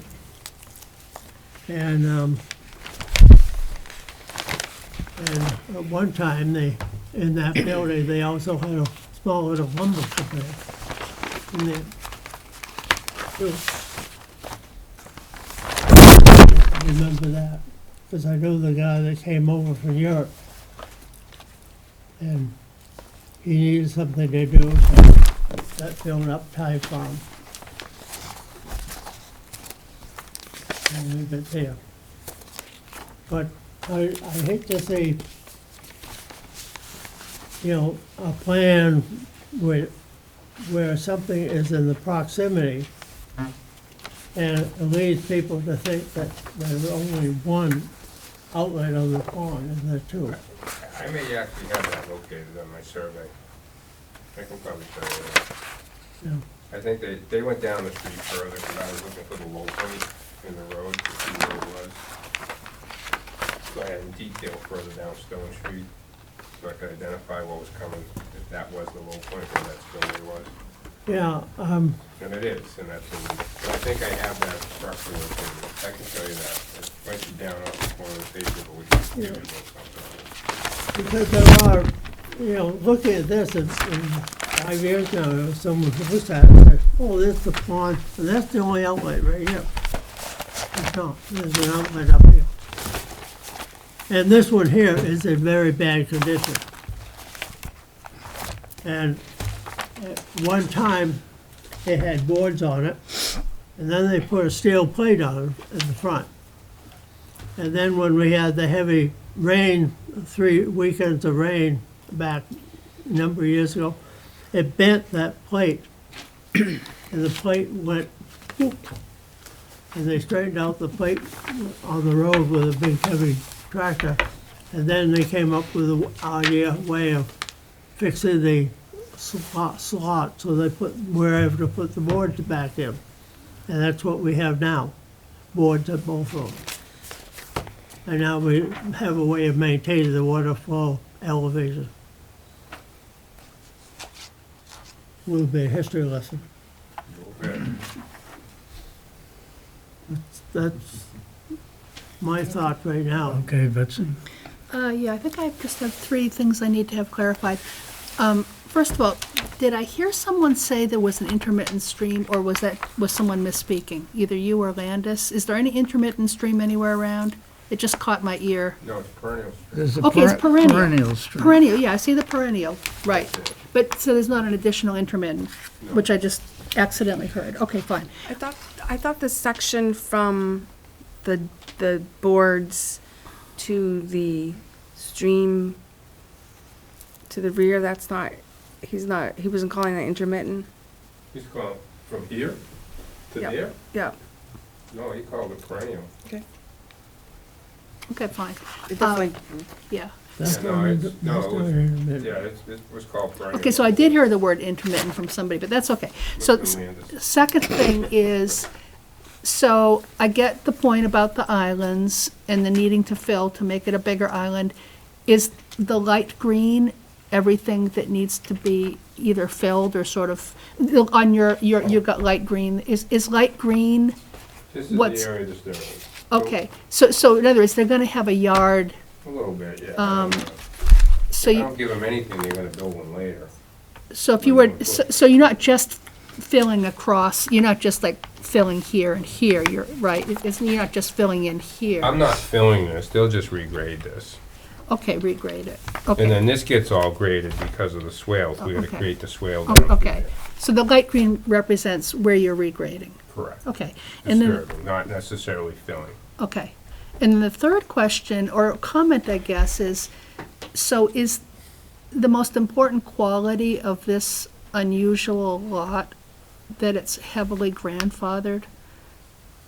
It's a pre-existing place where a house was, and it pre-existed before the riverfront. If someone created the lot last week, they wouldn't be able to do this.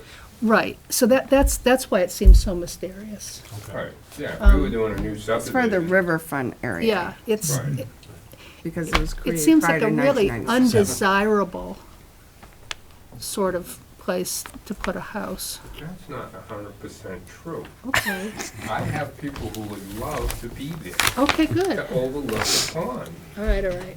We've had this debate at Mr. Walsh's house. Okay, so that's all for me. Okay, I have, is this land subject to flooding, or is it a floodway?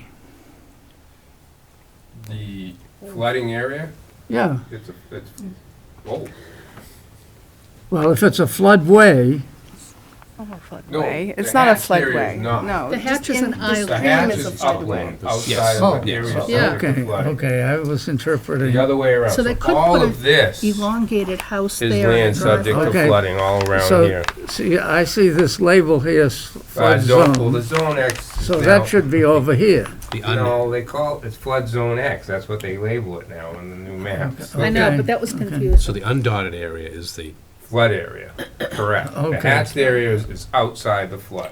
Okay, So I now I I understand did better. label it zone X because that's what they label on the flood maps now. They don't call it, there used to be zone C. They Yeah, call it yeah, zone X now because never it's seen not that within the flood zone. but it's kinda- as this is That's an island. marked out here, I interpreted that as Yes, that's flood. where the water is gonna go. Yeah. And if Okay. that No, it's becomes a here. floodway, then you'd have to build a house on stilts. Correct. Okay, So right now, the water's coming here, yeah, coming here. yeah, coming okay. here. Now I understand you. Okay. All right, so now, But we are gonna block this, you, and we're gonna put it here. yeah, okay, so you have an exemption from the, you can't build 100 feet from the riverfront because of when this was in existence and the fact that it was used before.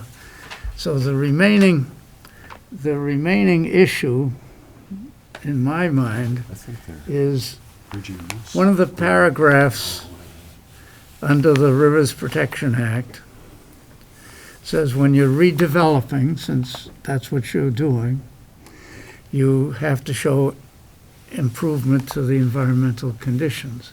Okay, explain what improvements to the environment on this lot here you're doing, giving us. We're not calling it redevelopment, Well, if it had a house on it, but it's all vegetated now, there's nothing That there, doesn't, so it's I not don't think degraded. that Yeah. even matters. Yeah. The only way we could call it redevelopment is if the foundation was still there and it was degraded. Now there's topsoil, there isn't any remnants of the I didn't see it. previous use. I think they're able to put a single-family house in the riverfront area because that lot was constructed prior to That's correct, 1996. before the Rivers Protection Act. Yeah. The last time there was a house there was 1972. Okay, I understand that. I don't think there's any remnants of that anymore. But they can make an improvement by putting some kind of water quality, something to the water discharging Right. off the road. We're If absolutely it's a gonna do sump something. or, We're gonna come up with or, something or like that. some way to catch the sediments prior to it discharging into that's the what I'm looking wetlands and for. river. Yeah, That's we're what gonna I'm do looking that. for. We're gonna That's what you're gonna do. We're gonna sit with Landis and we're gonna sit with Carl, town engineer. We're gonna Okay. come up with a solution. So that means that we have to continue this Absolutely. until you solve that problem. Correct. Yeah, I didn't expect you to propose and approve. Okay, so that's the issue at the moment. I just wanted to be clear on which is the flooded area and which is the dry area.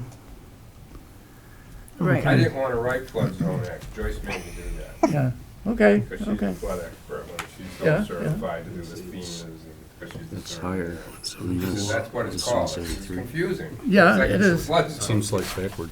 It Right. is, it's confusing, because it says flood Right. zone X. Yeah, okay, 175. that's why I The brought X the makes it subject sound up. especially It's higher than bad. And they do have to revise their notice of intent, so it includes the 4,830 square feet of bordering land subject to flooding that they are altering, but they did a wildlife habitat study, so it's We'll put that in there. insignificant. Mhm. Also, I wanted to ask, so in your botanist report, Ecotech, I know he's not here tonight, he referenced A1 to A3 blue flags, boundary of the intermittent stream bank located to the north of the site that is associated with a discharge. Now, I'm assuming that's that little I think- finger Down further. in between the two Down here, streams. I thought he went way down here. I had flags way out here. I'm thinking it was what you were thinking where it came around. It's not that, in between that, This. the and two streams, rapids, there's there's a little finger Right. that's kind of right behind the tool factory now. I know what you're talking about. I remember. Looks when really it was telephone. scuzzy. Oh, And is that I was where your wondering, picture Actually, was? I on was here. wondering, yes. It's I was actually wondering- on this. I was wondering when, Yeah, when- it's when this. Roger So was so the light talking blue about goes the- in two different directions. about the See that? slaughterhouse. Can I finish? In Go the ahead. slaughterhouse, and there being a drain underneath the slaughterhouse. I was wondering if that is the old drain. And that's what that stuff is in the ground?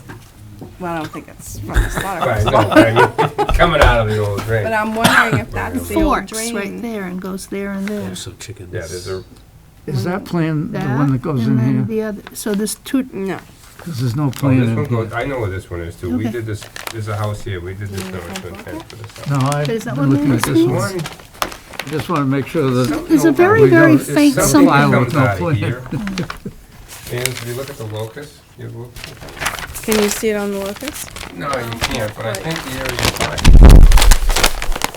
So this is the stream coming out and comes down. Like, I think you're talking like coming out of here, behind here, right? Yeah, it's right behind the factory. So It is this comes the out here factory? somewhere. Yeah. It's that- right behind the factory. Yeah, that's Woody Flag. And so there's the wetlands line goes like this, and then it kind of like, and there is like a little stream, and there's water there, and it seems to be flowing from Yeah, I think it's somewhere. over far enough. that And don't- I was concerned with it, Over right? in So I was here. concerned with it.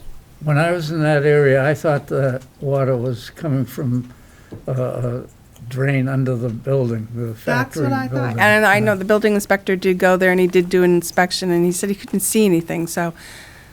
But no, well, when Roger Just- When Roger brought up some kind of under drain under, when it was a slaughterhouse, I wonder if it's there. I don't know if it's the drainage is coming below the building from Clark's Pond or Seeping out. seeping out. Yeah, It's got a lot of rust There was that, actually a culvert, you know, a dam, but right there, I don't remember the dam, but the water flowed very heavily through under there. the building.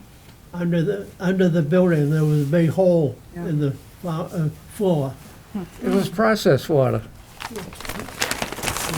Might be remnants from that. but- Okay. Wastewater. Well, in those days, Yeah. that's the Well, they way it did was it. done.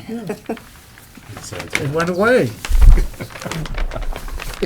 Okay, so we're going to continue this till when?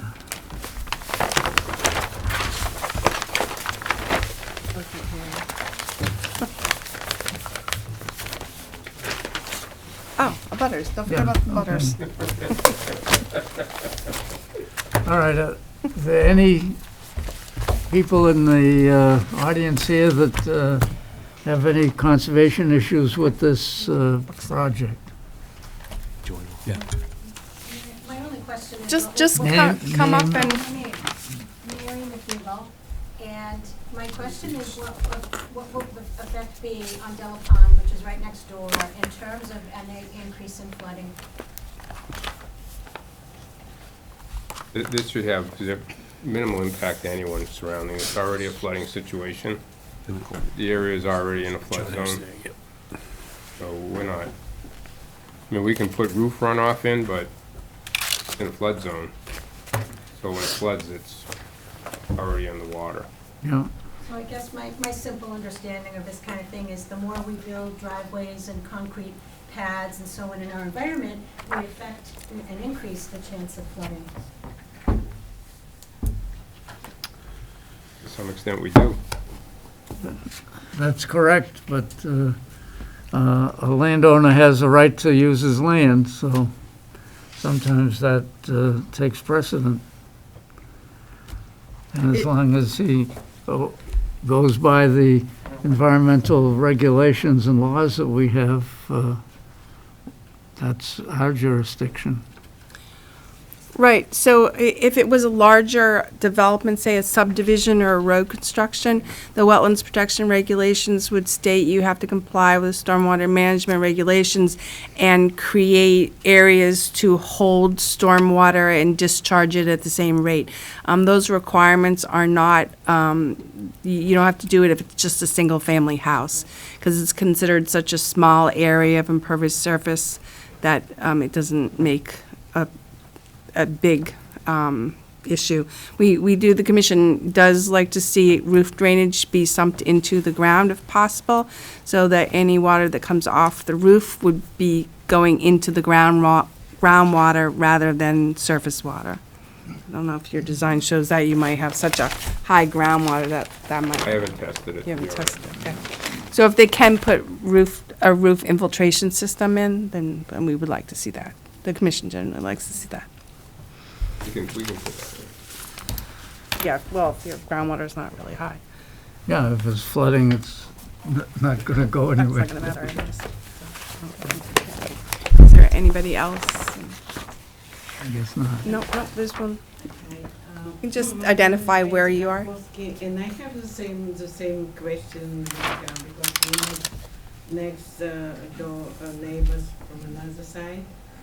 So, my understanding is it's not gonna affect on floating in my land, right? Where do you live in respect to this? 58 Rustic Road, next door. Oh, neighbor. Rustic Oh, Road. Rustic That's Road. the next hearing. Next, Yeah, You have to wait Oh, till like yeah, the we're next still on hearing. Stone Street. That's not this Sorry. Oh, project, yeah. sorry.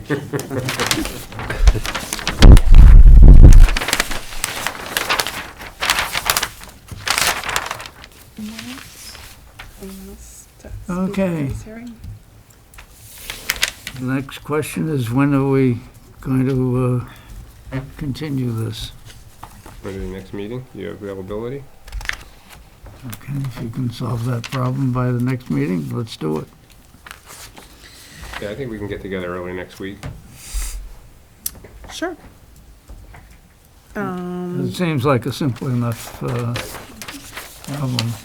You want to go 7:15 yeah. on the 26th? Okay, What was that again? I'm sorry. 7:15 on the 26th of February? 7:15? Yeah. So this public hearing will be continued to 7:15 on February 26th for 300 Stone Street. motion to, Second, All in all in favor? favor? aye. Okay. This, and now we're on to Rustic Road. Now we're on to Rustic Road.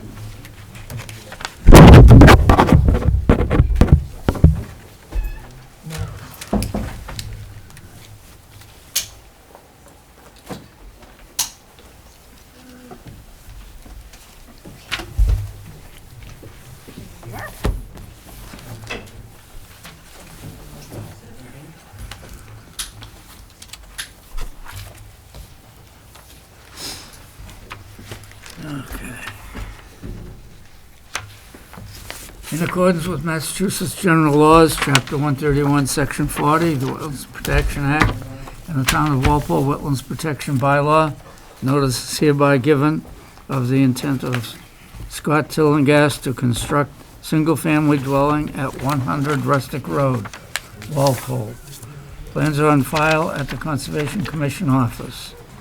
The public hearing on the above matter will be held in Room 112, Walpole Town Hall, 135 School Street, on February 12, 2020, beginning at 7:30 PM. All interested persons are requested to be present. Hi, folks. Just a Let's minute. see. Board of Health, at its February 4th, 2020 meeting voted unanimously that they have a long-standing stance on protecting the wetlands and water sources, as well as protecting residents from human vector-borne illness. The board urges the applicant, as well as the future homeowners, to adopt a standard best practice for mosquito mitigation and work with Norfolk County Mosquito Control for spraying and standing water treatments. Institute regular cleaning of gutters and provide proper grading of buffer zone areas in order to prevent low points that draw and hold water.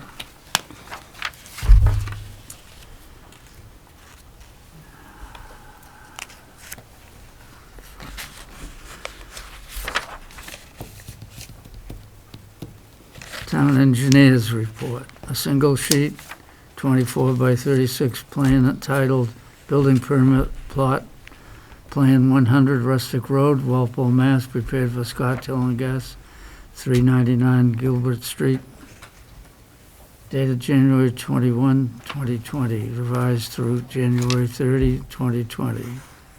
A single-page letter to Land Assertion Conservation Agent from Frank Gallagher, P.E., dated February 5th, described the results of soil testing and the plan revision.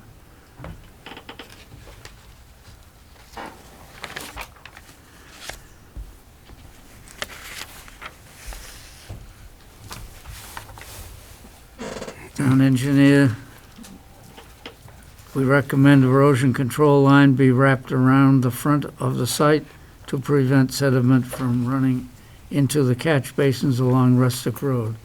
It is implied that there will be break at this, may be removed, reinstalled for access. The foundation drain should be shown daylighting to the rear of the site at around elevation 98. The infiltration system should have overflow piping directed to the rear of the site. It may be easier to relocate the infiltration system to the rear of the proposed dwelling. We recommend that a temporary stone tracking pad be installed at the proposed driveway location.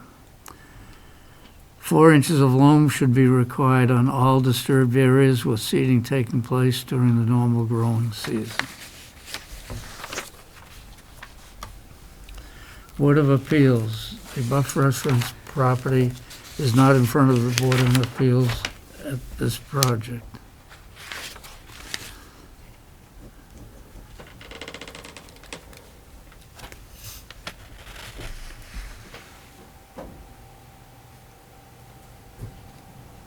They're good, Catherine.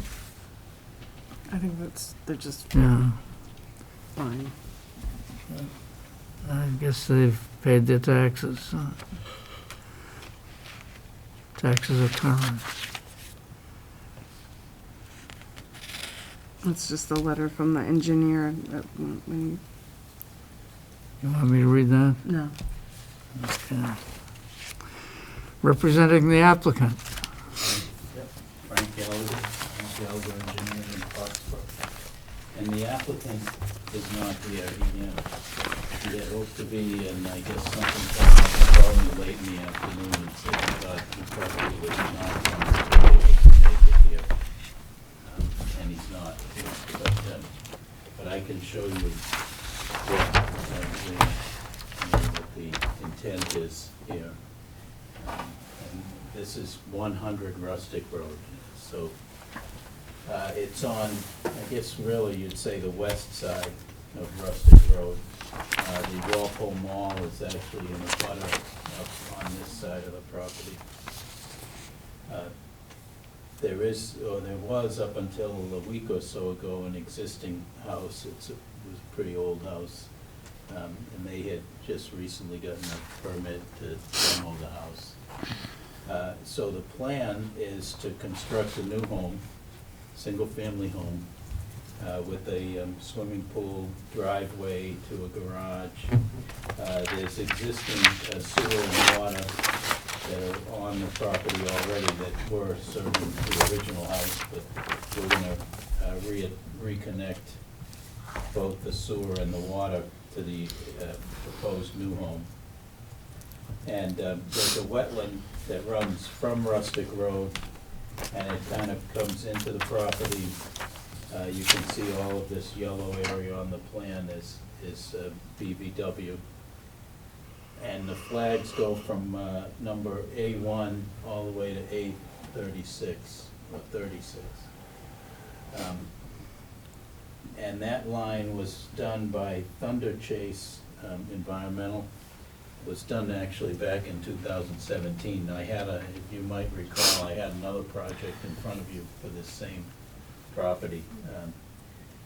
And that didn't come to be a reality, so the owners here have made an agreement with the applicant to construct a new home. And the applicant is the builder of that home. He's not gonna be really the eventual resident in that home.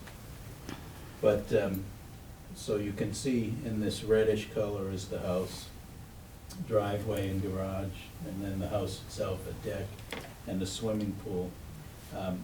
This red line is the 25-foot buffer to the wetland, and all of the work is gonna remain outside of that 25-foot buffer. You can see this line is the erosion control, which would be the limit of the work. So, of course, it does come close in this area. And because it does come close, we've proposed no alteration signs to be placed every 50 feet. So at the current time, I'm showing them here, here, here, and here. And the erosion control then breaks away from the wetland in this direction. The grade is going to be built up somewhat from what's there. We did, this is a revision, as you know. The original plan that was submitted had a walkout design in the rear. The new homeowners didn't want to do that. They wanted grading to extend all the way around the house so that they had a sort of a walkout at the first floor level. So to make sure that that was a viable alternative, we went and dug a test pit out on the property because I had concerns. You know, at the same time they were raising the grade, they wanted to lower the house somewhat to work those two things together so that they'd have, you know, a walkout at the first floor level. So with the test pit that we did, it let us actually drop the foundation a little bit because we didn't find water. And where we did find it was sufficient for us to bring that foundation elevation down a little bit. So, so that's how we've arrived at the design that we have. And this yellow is the 100-foot buffer, so you can see most of the work does fall within that zone. So we're asking for your approval on this project. Landis? Okay. So I did walk the wetlands line back when the past filing occurred, and it hasn't changed, even though 2013, so technically that's good for 3 years, so it'll be approved under this filing. This is for a single-family house, so you're gonna be, did you take down the old house yet, or? It has Okay. been taken down. I first of all also recommend that the erosion control, and I've sort of drawn up a plan myself, goes from where you have it on the plan and wraps around to the 100 contour line and then up at least to the driveway. And you need to show a construction pad also on your plan, if it's where the driveway's gonna go or whatever, just when you're doing the excavation for the pool in the house, so you're not tracking onto the roadway. I also would recommend to the commission, I know you have the no alteration plaques going to your erosion control here. I would run them all the way down to this flag 32. And in conjunction with that, I know when I went out there in the first time, there had been a storm and a lot of trees had been knocked down, so there was a lot of wood back there. So I think I would recommend the commission put in a condition that the rear of the lot, that some of that would be removed under the direction of the conservation agent, because it's a lot. And to me, it's a fire hazard, and as well as it would make the new growth much nicer if all that down dead wood was worked on. So, yeah, the construction entrance, the erosion control, no alteration signs, some cleanup with the guidance of the conservation agent. Other than that, I know that, and I don't know if he's here tonight, because he came in before you submitted the revisions, the neighbor here, with the first submittal, he was concerned with the discharge of stormwater onto his property. So it doesn't look like that would be an issue with what you have, so it's still gonna sheet in this direction, but it shouldn't be more concentrated. I think before the grading was right up along the property line, so that was So, no, I remember concern. this, Yeah, it was a concern of his. So, that's it. I don't have any questions. You're not stockpiling any, you're filling this area? Yeah, okay. Yeah. Okay. Yeah, it won't be a case where, it'll be a case where they'll need to bring material and they won't have access. I would like to see the no alteration markers at where the major change in direction, in other words, right in here, so that you know you come down here, then you go this way. So you have one here, you Oh, figure okay. it's this way here, so this way saves, this land in here, so. I see what you mean, yeah. It's that's, it Should works. go up.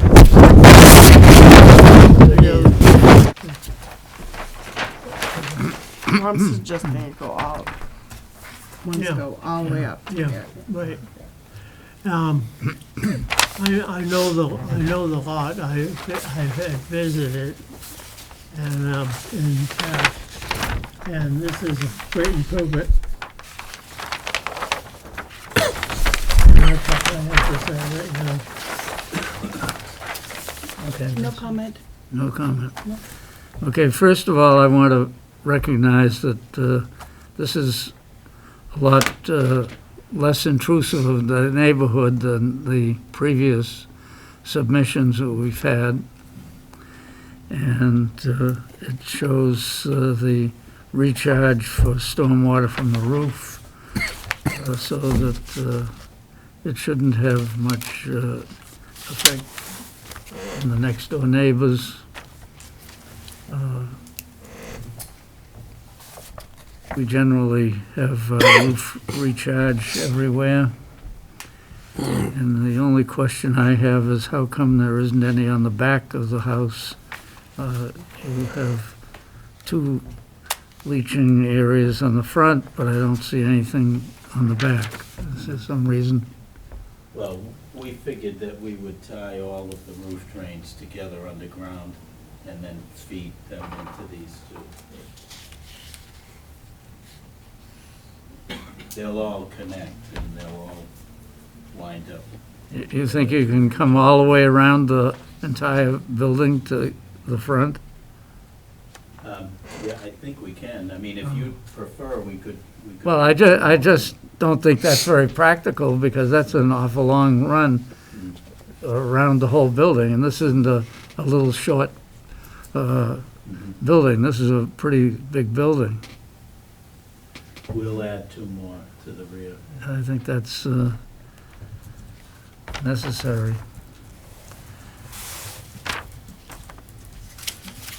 And since you say you have done a test pit in the front, did anybody do a test pit where the swimming pool is going? No. Because I'm assuming from looking at this is an in-the-ground pool. Yeah. Is the pool gonna float up when when the groundwater is under it and push it up? You know, I don't expect that it would. I mean, the pool, this, you know, surface, if you will, is Yeah. gonna be at about elevation 104. And with an 8-foot, that'll bring it down to 96. And what's the groundwater level? Well, the groundwater level in this test pit was 95.3. Okay, okay, that, so it doesn't show that here, so, Yeah. okay, that's fine. Because I've seen swimming pools float up, Yeah, I've heard of that happening. I haven't ever seen it. and people get very upset, I know. and they want to blame somebody. Yep. Okay. Yep. Anybody in the audience have anything conservation issues with this project?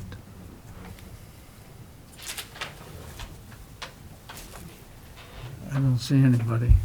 Do you want to say anything, or you're set? Yeah. Yeah. No, I just wondering, I'm sorry. I didn't see this as another house, what you discussed before.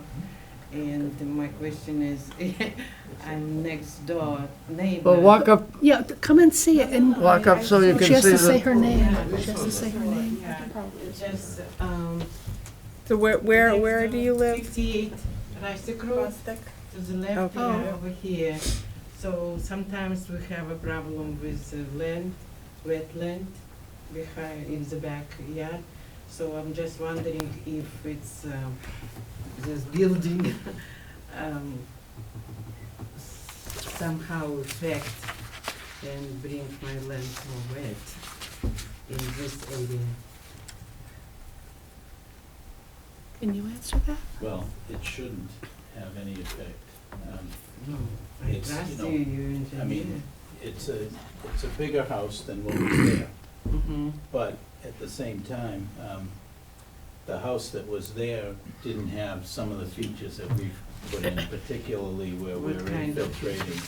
Well, we're taking the you know, the drain, the gutters from the house, Mm-hmm. and we're feeding that into the ground, and we're putting that water back into the ground rather than have it run off on the surface, which is, the original house actually did that.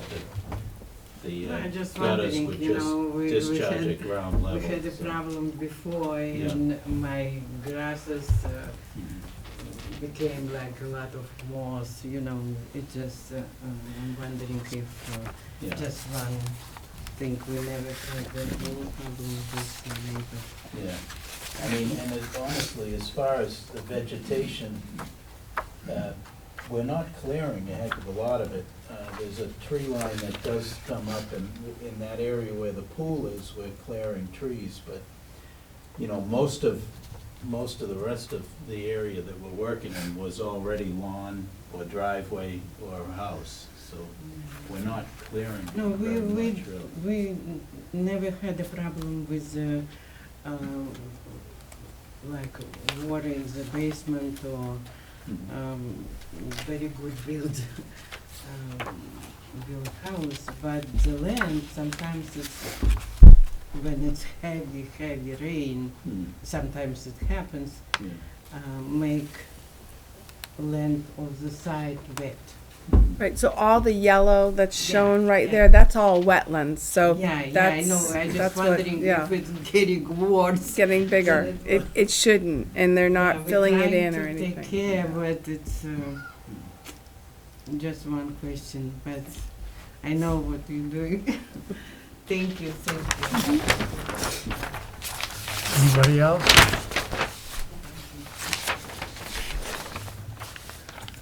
Are we closing this tonight? Yeah, I would be fine with the commission closing it contingent on, getting a revised plan which shows the extension of the erosion control and the construction entrance and the additional, Roof drain. roof drain and, the Lots. markers. Mhm. I would move the close of hearing. Second? All in favor? Aye. Aye. So we would request the revision as I just stated, and also include, would the commission entertain including a condition to Include clean the up some conditions of the, that you recommended. yeah, some of the wood and stuff be cleaned up. Yeah, because we've all seen in recent weeks the tremendous fires all over the world, basically caused by woodland areas that haven't been cared for and excess material laying around that burns. And it's always better for a sort of developer to do it at this point than a homeowner to do it later, usually. So. Okay. So you want to vote the order? Yep. Somebody make a I'll motion. move that. I'll second it. All in favor? Aye. Aye.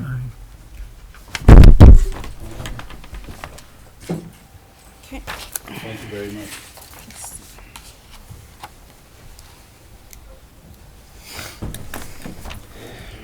Yeah, I just wanted to bring them this issue, if it's something. But I think big house.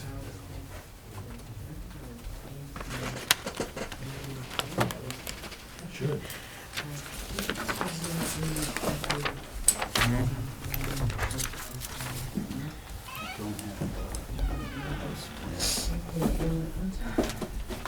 I'll give you one. I'll give you my information.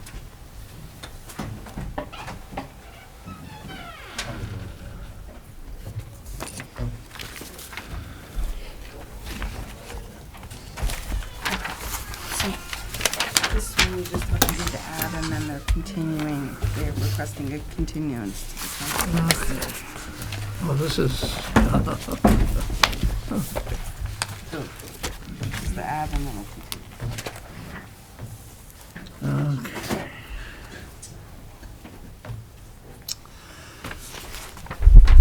In accordance with Massachusetts General Laws, Chapter 131, Section 40, the Wetlands Protection Act, and the Town of Walpole Wetlands Protection Bylaw, notice is hereby given of the intent of Wall Street Development for the construction of a single-family house, Wetland Lane, Lot 6, Walpole. Plans are on file at the Conservation Commission office. The public hearing in the above matter will be held on Walpole Town Hall, 135 School Street, 112 on December 12th, December 11th at 2:19, beginning at 7:30. All interested persons are requested to be present. Hearing was held and continued to tonight.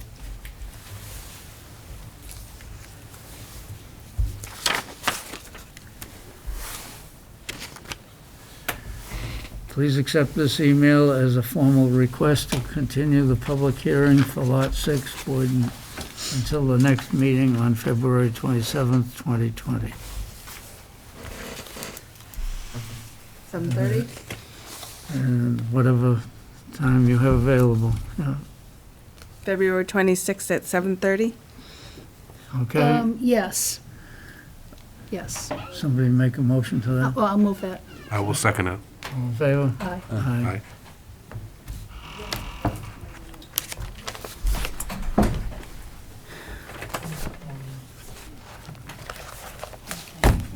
That's, okay, so No, we'll do let's the see. minor modification, because that's what these other people are waiting for. Oh, Meadowbrook Realty and Trust, Brookside Village, request for minor modification. okay.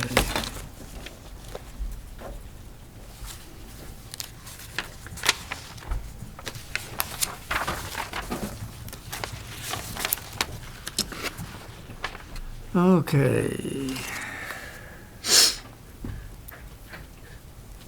Brookside Village, Walpole, Mass. Dear Sir, Madam, at the request of Michael, what is this? Carapella, project manager for the Brookside Village project located at the junction of Pine and South Walpole Streets. The deal for the proposed retaining wall to be constructed in the vicinity of building units 17 through 24 as depicted on drawing C4.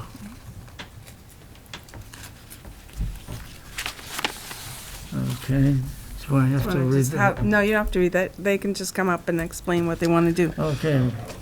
Representing the applicant here? Robert Truax is the owner there, consultant, so the applicant has gone out and hired Rick Dempsey, structural engineer from Foxborough. The wall we talked about previously. And Rick has provided you with a certification of that wall and the structural integrity of it. I think that's what was asked of us last time we were here, so that's being provided. This is a side note, the wall, the work around the wall is not complete, they still have to put the fence on top of the wall. That's the outstanding item, it's not been done at this time. So we're requesting I guess we need to ask for a minor modification to the approved plan for that wall versus the Versalock wall that was on the plan, even though that said that on the plan, if you looked at the detail, it said Versalock wall or approved equal is what's put on the Okay, so I guess you have to convince us that it's a minor change so that we don't have to have you advertise and start over again. Well, it's still a retaining wall, hasn't changed, it's providing the same degree as what the block wall would require. It's in the same location. The same amount of disturbance was done on the site to construct it. There's been no further work done beyond it as a result of the versus block. I don't think there's any need for a major modification to go from a type of wall to a different type of wall. Okay. Any, I'm okay with that. any other comments? Yeah, I've got comments. Okay. And also, we're going to hear from other people, right? Yeah. Afterward, we've spoken. So, the photograph we've got here looks like things are quite unfinished. I mean, really, just, it looks like the ground here is still in construction mode. I can't see it. Well, this photograph here. It's round. Well, I mean, I think that's all grass. that's grass? Does it look like I believe grass? so. No, It's in black and white, it's hard to tell. Oh, okay, this is all grass. That's part of the detention basin, Yeah, that's the infiltration slope basin. right there. Okay, It was I guess grass it's a last time I very, was out there, unless someone took it out. okay. It's all grass, So, right? so, to go from a wall that looks like it's got a proper foundation and it's got notes from an engineer to something that might be charming, but doesn't necessarily, I mean, can we see a cross-section of it? Can we see that it's got a proper foundation and that one would put underneath a wall and whatever things go under a wall to make sure that erosion doesn't occur? In other words, someone went to the trouble of putting together what the wall was supposed to look like. The last time we were here, we were asked to get someone to certify the wall. But that person doesn't provide any, Detail of it, well, no, can he's the person certifying it. tell us that Structural. there's a foundation under it? And There's that, no that foundation. There wouldn't have been a foundation under the other one, it's just crushed stone. it looks like a shortcut. I mean, it looks like a, I'm just wondering what the possibilities are. Is there a possibility of saying, no, make the wall the way it should be? I mean, is that one of the options here? Because it looks like a shortcut. It looks like sort of rocks that were dug out, you know, that needed to be gotten rid of, where then like, okay, no, we'll put them in a row here and we'll call that the wall. Rather than buying a whole bunch of the cement blocks that cost so many dollars a piece. It still costs money to build a wall, regardless of the block or the It does look like, it looks like a shortcut. So that, my comment is, it looks like something that would have me distressed if I were the homeowner. It doesn't look like what was promised. It looks like someone decided to take a financial shortcut on it and take advantage of having some rocks around. How high is So, it? I'm not crazy about it. 3-4 feet. I guess I'd like to hear from the, the people that are the homeowners around there. So, yeah, go ahead. Okay, Before you- I assume that sitting out here, we have members of the condo association that are going to pitch in the conversation here. Before they pitch in, can I say something? So, Al, are can we there go? any? Al, What? can you just wait a minute? So, the last time they presented a request for some changes, it was for the infiltration units behind, the infiltration system behind certain units, and then the issue of the wall came up. So the commission approved the infiltration units, additional infiltration units on the other side of the condo, to convey, because there was some flooding and puddling going on there, to convey the storm water from the rear of the houses down towards the wetlands. They approved that, and the commission at that point said that you couldn't act on the minor modification for the wall until they provide us with additional information that the wall was the stability of the wall was the same as what was proposed under the original filing. So it wasn't really an issue of aesthetics. Is it about was an issue erosion? Of, it Is was it- an issue of if it was going to be a stable wall or not. So they submitted the report from the structural engineer. I asked the building inspector and the town engineer to also look at this as well. The building inspection doesn't have any issue with the wall. The town engineer didn't give a specific comment letter in regards to it. So I just wanted to add that to the conversation.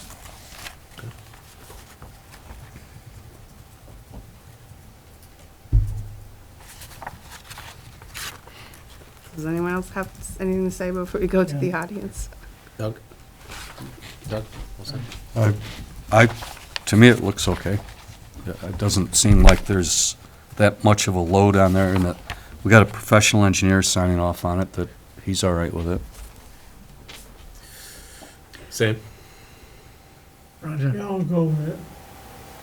I think I'm not gonna go with anything until I hear from the abutters, because they've taken the time to write a 3-page letter, and one of the things that they said was that they didn't think an in-site inspection had actually occurred, that the engineer was just provided information by the project manager. So I think before I I make was just trying to go through the normal process, Oh, that we okay. say something and then they say something, that's all. Oh, I thought I had said something. I thought I had spoken. All right, no, Well, I nothing don't more, think nothing more. Everyone had spoken. Well spoken. Okay. Okay, so Go ahead. anybody from the audience here have anything?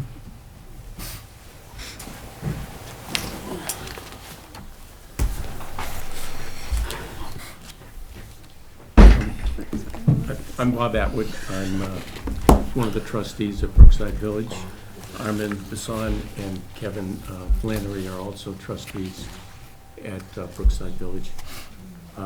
We did write the letter that we submitted because we don't feel that the wall that has been built is adequate to protect both erosion or the foundations that are abutting it if that erosion becomes significant.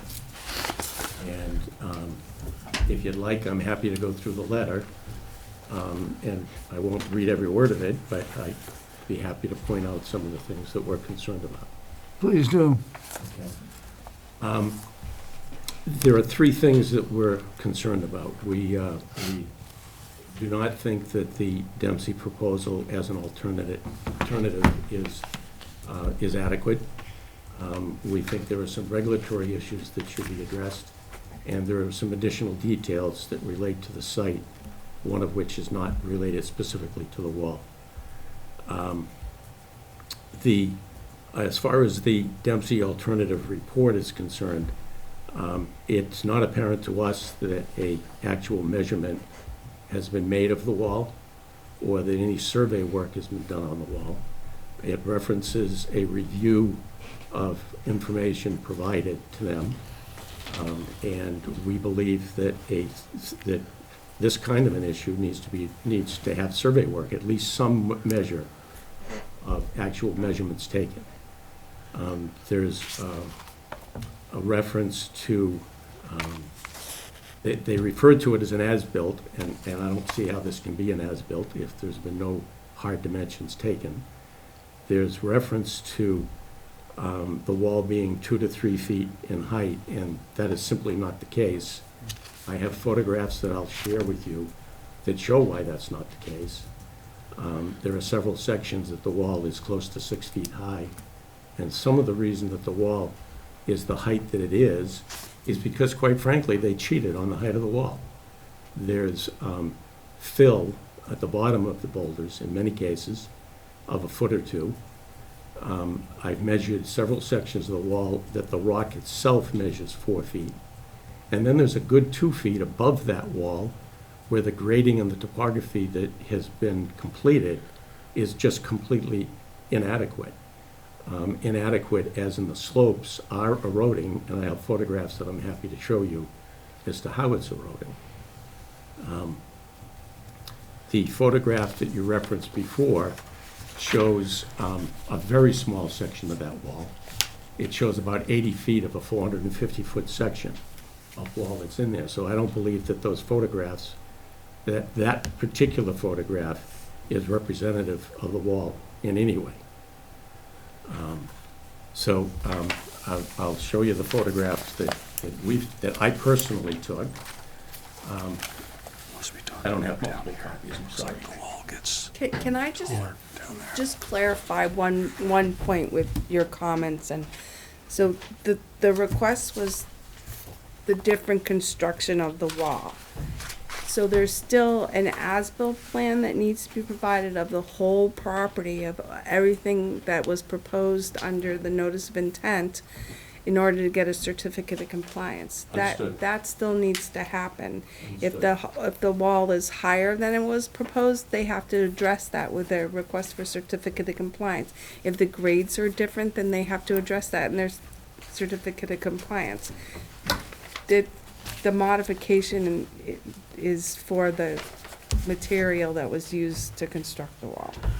When I refer to the survey and the as-built, I'm referring to the label that they put on their letter that was submitted as an as-built. Right, but it's not the as-built that's It's not at needed all. for the certificate of compliance, absolutely. Okay, so we're on the same page on that. Clarifying that, yeah, and they understand that too. I just wanted to clarify that.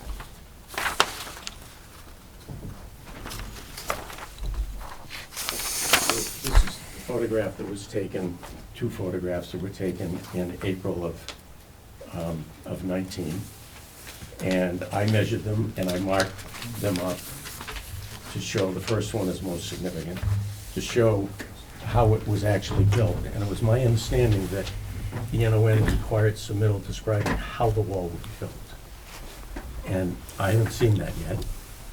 But there is fill material that the boulders sit on, and then the boulders themselves are as much as 4 to 5 feet high. And then the grade above that, you can see, is very steep, and there is erosion that's going on. And I just don't think that it's representative of what the intent of that retaining wall was supposed to be. And my understanding is the intent was to prevent erosion into the wetland and, to a degree, to protect the foundations of the rooms and the footings that are above it. Here's another photograph that shows the same kind of a situation. Oops. That shows it as well. Both of these show that. In addition, I took photographs on January 18th of this past January that show what the condition of the wall is right now, and that to me is not stable. Nor is this stable. Or this. And here's a pothole that's created on the top of the wall. And here's another version of the top of the wall in terms of the erosion that's going on. So I'm having a hard time believing that this wall is stable for long-term stability to protect the wetland and to protect the houses that are right next to it.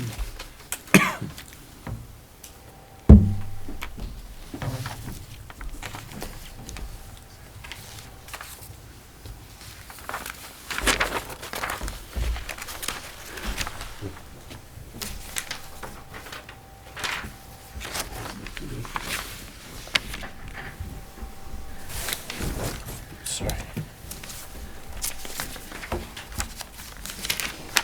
So I guess in summary, that is a summary of. Looks of quite our different opinion from this about picture. the Yes, it does. He must be stability of the taking wall pictures and the down way here it where was it kind of constructed. fades out of Looks sight. pretty good. And I don't think the information submitted satisfies the NOI rather. I'd like to point out too that at least reading the expert's report that was submitted by the builder, it doesn't appear to us that he was even on the property. So perhaps if he was and he saw those pictures, he wouldn't be able to write the report that he wrote. There are several other things that I think are important. I think there are some regulatory issues. Can we ask if he was on the property, or whether he based it on looking at the original proposal and then the photograph? I mean, was he on the property? Looks like they just dumped some rocks there. I think the board pretty much thought that a structural engineer that would be vouching for a wall would be going out, especially a wall that long. Erosion control. That's a net very or long something. wall. This, it's all this, is that a This net looks like it was under the But he garage. said and he it is well, you know. Sure. washed away? Looks like it's some sort The of. board so desires. I'm a registered professional engineer for 45 years. I ran my own company for 30 of those years. I did environmental and site work for the entire time that I was in the engineering practice. And I'm sorry, but I don't submit an as-built statement of that sort based on reviewing somebody else's information and photographs and putting my stamp on it. I think that's completely inappropriate. Well, he stated that he did not go off the well. He didn't state that he went out there, but he did state that it was from the photograph that he saw. That whole, He didn't claim that he was Mike, to make that statement and put a stamp on it is not the way you use your stamp. I'm sorry, that's not the way I ever used it. He's a very well-known professional engineer. And so am I. You should do things the way you want. Okay, Okay, can you enough. direct your questions Enough. back There and were- forth to there the were- chairman, there were not other- each other? Because that's how we do things here. I'm sorry. There are other pieces of information I think that are important as well. The, This letter says. my interpretation of a retaining wall is it's to Detail. stabilize the difference in elevations, and this, Right? when I look at these pictures, I don't see that as stabilizing and giving a Talks flat about the photograph down here. upper region and a flat lower region held up by a wall. And also, if it's more than 3 feet, it's supposed to have a fence on it. This is the 2B. This is what they're Where are they originally. gonna put the fence? So you reviewed that. Okay. and then You need to address looked at what Okay. Chair. Sorry. Okay, so I think that somebody has to look at this again. And I don't call these areas where it's all eroding in between the rocks stable. Can I ask what you believe should be done to rectify the situation? I believe that the engineered wall that was approved should be built. Do you think the rock wall should be taken down and No, I think the rock wall could stay there, but I think an engineered wall could be put outside of it and filled in between, and it could serve the exact same purpose that it would have served in any location. So there's no need to take the wall out. In fact, I don't think that's a good idea, given that there are footings all the way along that hold up decks and enclosed porches on the unit. There are some 8 or 9 or 10 units that are involved in this. Well, it's interesting, as I go around, I've seen some pretty nice rock walls that are serving the purpose. This looks like a row of rocks that are just thrown willy-nilly and not placed to retain the soil in the upper elevations. There's a lot of spaces in between that haven't been filled properly with rock. And I don't mean little rocks that'll wash out every time there's a heavy rain. These rocks are just pushed together. They're not placed to make a formal wall. So my opinion is it needs some more work. I am not against a rock wall, but this isn't even a wall. It's just a bunch of boulders in a line. They're not making a retaining wall out of them.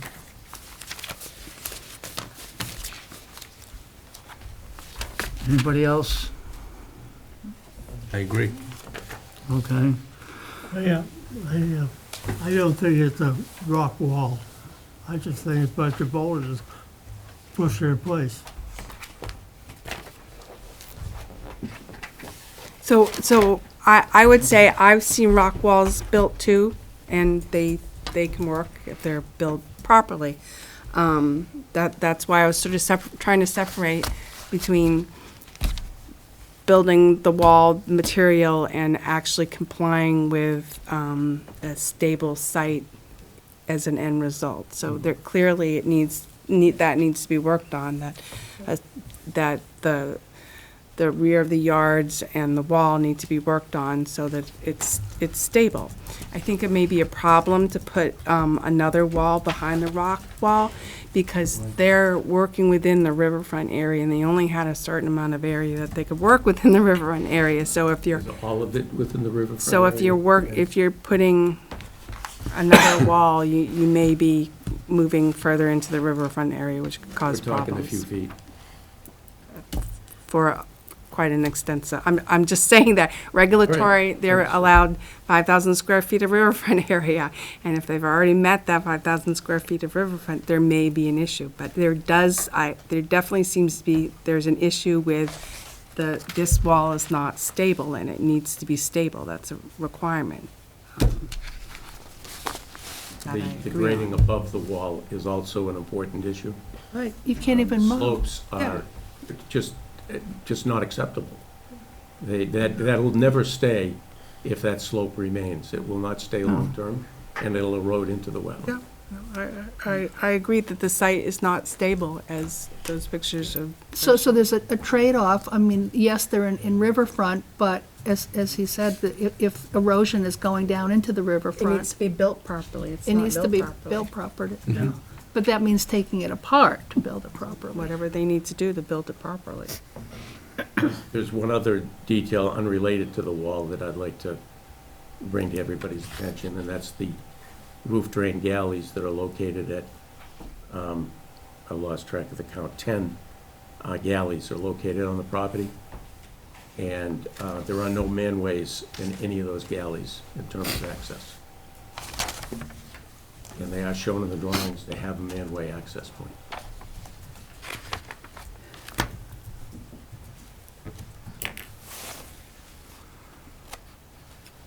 Okay, so usually what happens is there's a, so that would need to be addressed in order Yeah. to get a certificate of compliance. If it's shown on the plan that is supposed to be there, then it's supposed to be there. So Yep. That would need to be addressed before a certificate of compliance would be issued. these pictures show that this, as it's, at this point, does not comply with the purposes of a retaining wall. Yeah, Yeah. Could I have a suggestion? Could we possibly meet out there and do a site visit to take a look at the wall? Perhaps? Yeah, Sure. Name a date. May I show the board some of the pictures I have? Because the pictures I took are completely different. I don't know where those are. Well, how long is the wall? 450 feet. May I show you some? I would say, again, for the purpose of this meeting, if the commission agrees that the minor modification is that a boulder wall constructed in compliance with a structural engineer's letter that says that it would meet the requirements, that would be okay. May not be that that's what it is now, so they need to fix it so that it's meets the requirements, but. Go Okay, out that was a there and long take a look. sentence. I know. But I think I'm in Okay. favor of the wall being fixed so that it doesn't look like it is unstable on the top and in the bottom and in the Yeah, middle. I agree. In favor of sidewalk? Yeah, sure, I love sidewalks. Could I Yeah. raise one more point? I think it's important for the commission to know that out of the 30 units at Brookside, 6 of the permanent occupancy permits have not been issued. They're being withheld by the building commissioner until he's satisfied that the Conservation Commission is satisfied. And that's a significant problem for anybody that would want to refinance or sell their property right now. I think there's a sense of urgency here that this needs to get addressed and resolved, because we've been living there, many of us, for well over a year and a half, and some 2 years. And I just think it's important that this get a sense of urgency to get that resolved. Well, I guess the way things stand right now, we're not accepting this wall as it stands. And I have the impression that we could accept a properly constructed stone wall that acts as a retaining wall like it was designed. And this is not serving the purpose as it was designed on the plan. So I think have to come back with a corrected project. So do you want to do a site visit with several, you want to set a date for a site visit? If you want. Well, it seems like both parties would be interested in that. Okay. When are we gonna do Suggestions? it? Suggestions for dates? It probably has to be a weekend, right? Okay. Yep. You have a suggestion? Saturday morning? Sunday's 47 and Sunday. What? Mike said you can do Saturday morning. Well, nice and early. You're Right. talking about the 15th? We could put it off also an hour. or two. Okay, okay. How early on Saturday? Not this weekend, it's gonna be 0 degrees this weekend. We want Yeah, warm. it's been spring all winter. Does it matter if it's 0? What does it matter if Why it's 0, should we Al? punish ourselves? I don't know. Okay, I'll be honest with you. all right. The following weekend on a Saturday? Sure. I mean, who Saturday could is have a not too blizzard then? That's, I mean, it's like, 23 and 30. Well, Well, you won't take your feet, buddy. Friday night's gonna be cold. Friday's cold. like 9 o'clock, I have to leave by 10 o'clock. 8:30? well, let's make it 9 o'clock. What date are we looking at? Won't be. Not this coming Saturday, but the 22nd. following Saturday. Well, we What is said- it? 22nd? My second. Yeah, So that's Saturday, the 22nd, Good. at 9 a.m.? weather permitting. Yeah, It could be 10 feet of snow on the ground. That's not coming. That's another problem. You know, Candace, Yes. if it gets changed, would you let us know? What was the date again? I'm sorry. February. February 22nd at 9 a.m. Yeah, 22nd. We good? And is it obvious where we're meeting? I mean, I've driven in there, but, well, I guess we've I got a little. suggest we meet at the mailbox, which is it's on the way It's the in, address it's of right the up place. front. That we And then walk we can over walk to. over. Okay. It's not that big of a site. You won't get lost in there. Have the address, Doug? I'm not sure, it just says 1A. I'm not sure where this is. It's off of Pine Street. It's, so it's across the highway, kind You of. go around the in this funny corner. little kind of There's a car wash. Yeah, it's right through Oh. the woods from where the new car was. Okay. Today, you couldn't have gotten you could have gotten a free car wash. Right, so if you go, Yeah. Pine Street, and you go around the bend, almost into Sharon, it's Yeah. on the left. Yeah, It's on okay. Pine Street? Yeah, off of Pine Street. Off. It's its own Well, little, This is this is an old project. yeah.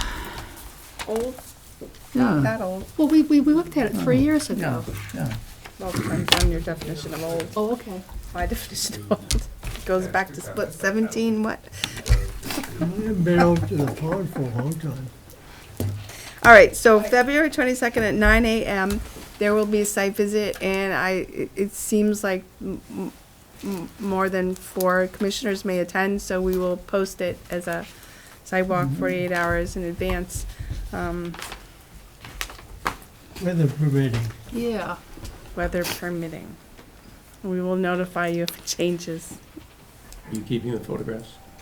Would you like them back? If you want them, you can keep them. I think we should keep them Okay, that's fine. Thank you. for the time being anyway. Thank you. Has everyone you. said what they want to Yes. say? Is everyone all set? Thank Okay. you. Thank you. Night. Good night. Thank you.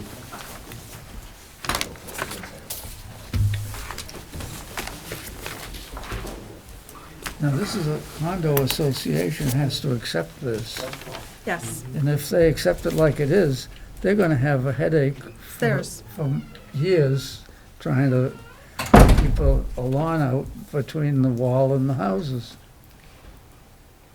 They couldn't maintain that like it is.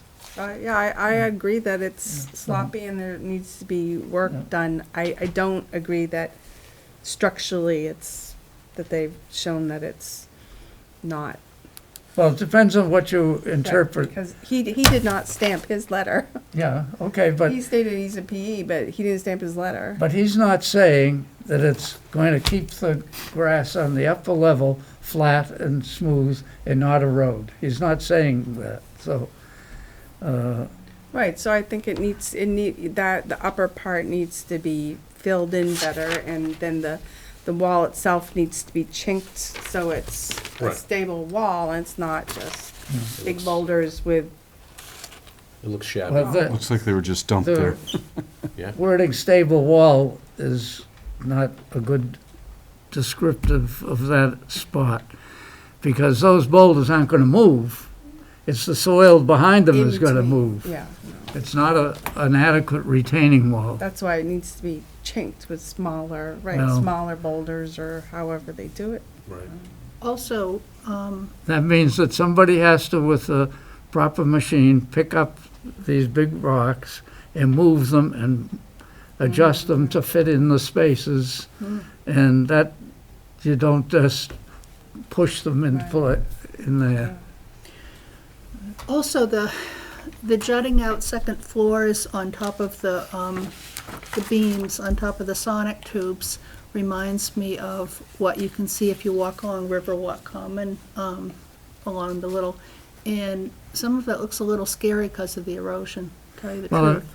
But And if it you, reminds me of that. but if you look at the pictures that show the 4x4 posts holding up the decks, they're not in a straight line. Some of them are tilted and some of them are straight. It looks like At Riverwalk lousy, Commons. like Riverwalk lousy Common. Right, construction. and they did a block Allen wall there, which they didn't construct properly, and it bowed out, and they had to redo it. Yeah, So say it's, But it still is a scary sight. in my opinion. Oh, yeah. Okay, so what else do we have to do here? So, yeah. We need to do the minutes for 1/22/20.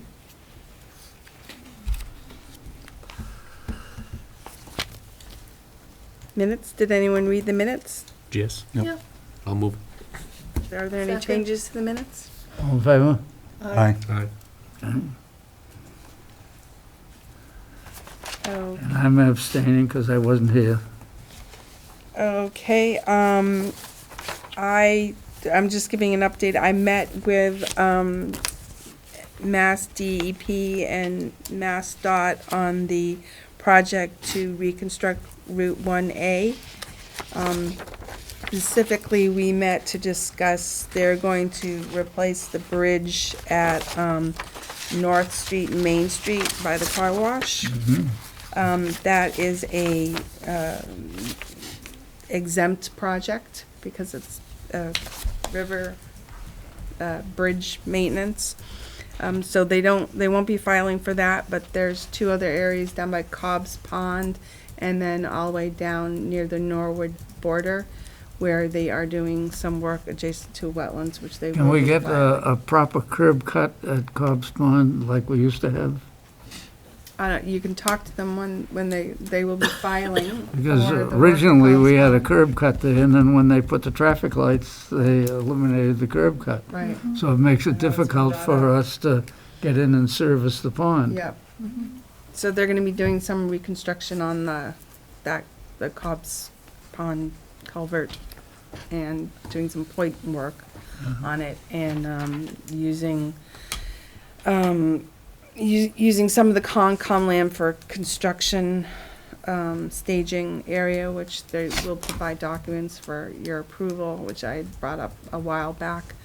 They're going to be filling in a very small amount of wetlands along the near the Norwood border. Actually, I think near the wetlands, which we thought was a wetlands, which was just disproven as a wetlands next to Taffron. Yeah. Oh, yeah, Oh, yeah. Well, you see, that runs off into a brook. That is a problem. Yeah, on the other side, Yeah. of Route 1. And they're gonna be replicating that little, it's like 100 square feet. It's a very small amount that they'll be filling in. They're gonna be replicating that down by the bridge, Yeah. where they're okay. doing more replication, so they'll just do one big replication area. So when they come in, you'll see the filing for the two areas at Cobb's Pond and near the Norwood border. And they'll still explain the bridge, what they're gonna be doing at the bridge, but that won't be part of the order. So just wanted to update you on that. So then we have a request for a certificate of compliance for 23 Walden Drive, DP 315553. This is an old order of conditions for a house lot, which never got a certificate of compliance. So they did go out there and they did an as-built, submitted the as-built, and I went and did an inspection. And now I'm recommending the commission issue a certificate of compliance for 23 Walden Drive. Okay. I'll move that. I'll second that. All in favor? Aye. Aye. And then 19 Homeward Lane, also a rather old order of conditions. And it's 315349. And they are all set to issue a certificate of compliance. That one as well. I'll move that. Second. All in favor? Aye. What about this Lincoln Road one? So these have been on our agenda for a while, but both of them, West Street parking lot and 263 Lincoln Road, when I went out and did inspections for them, they don't have the landscaping done, so they're on hold to wait for landscaping weather to stabilize the rear of the property at 263 Lincoln Road and to stabilize the landscape area, which is now mulched near the parking lot. So we're not doing those. No. Okay.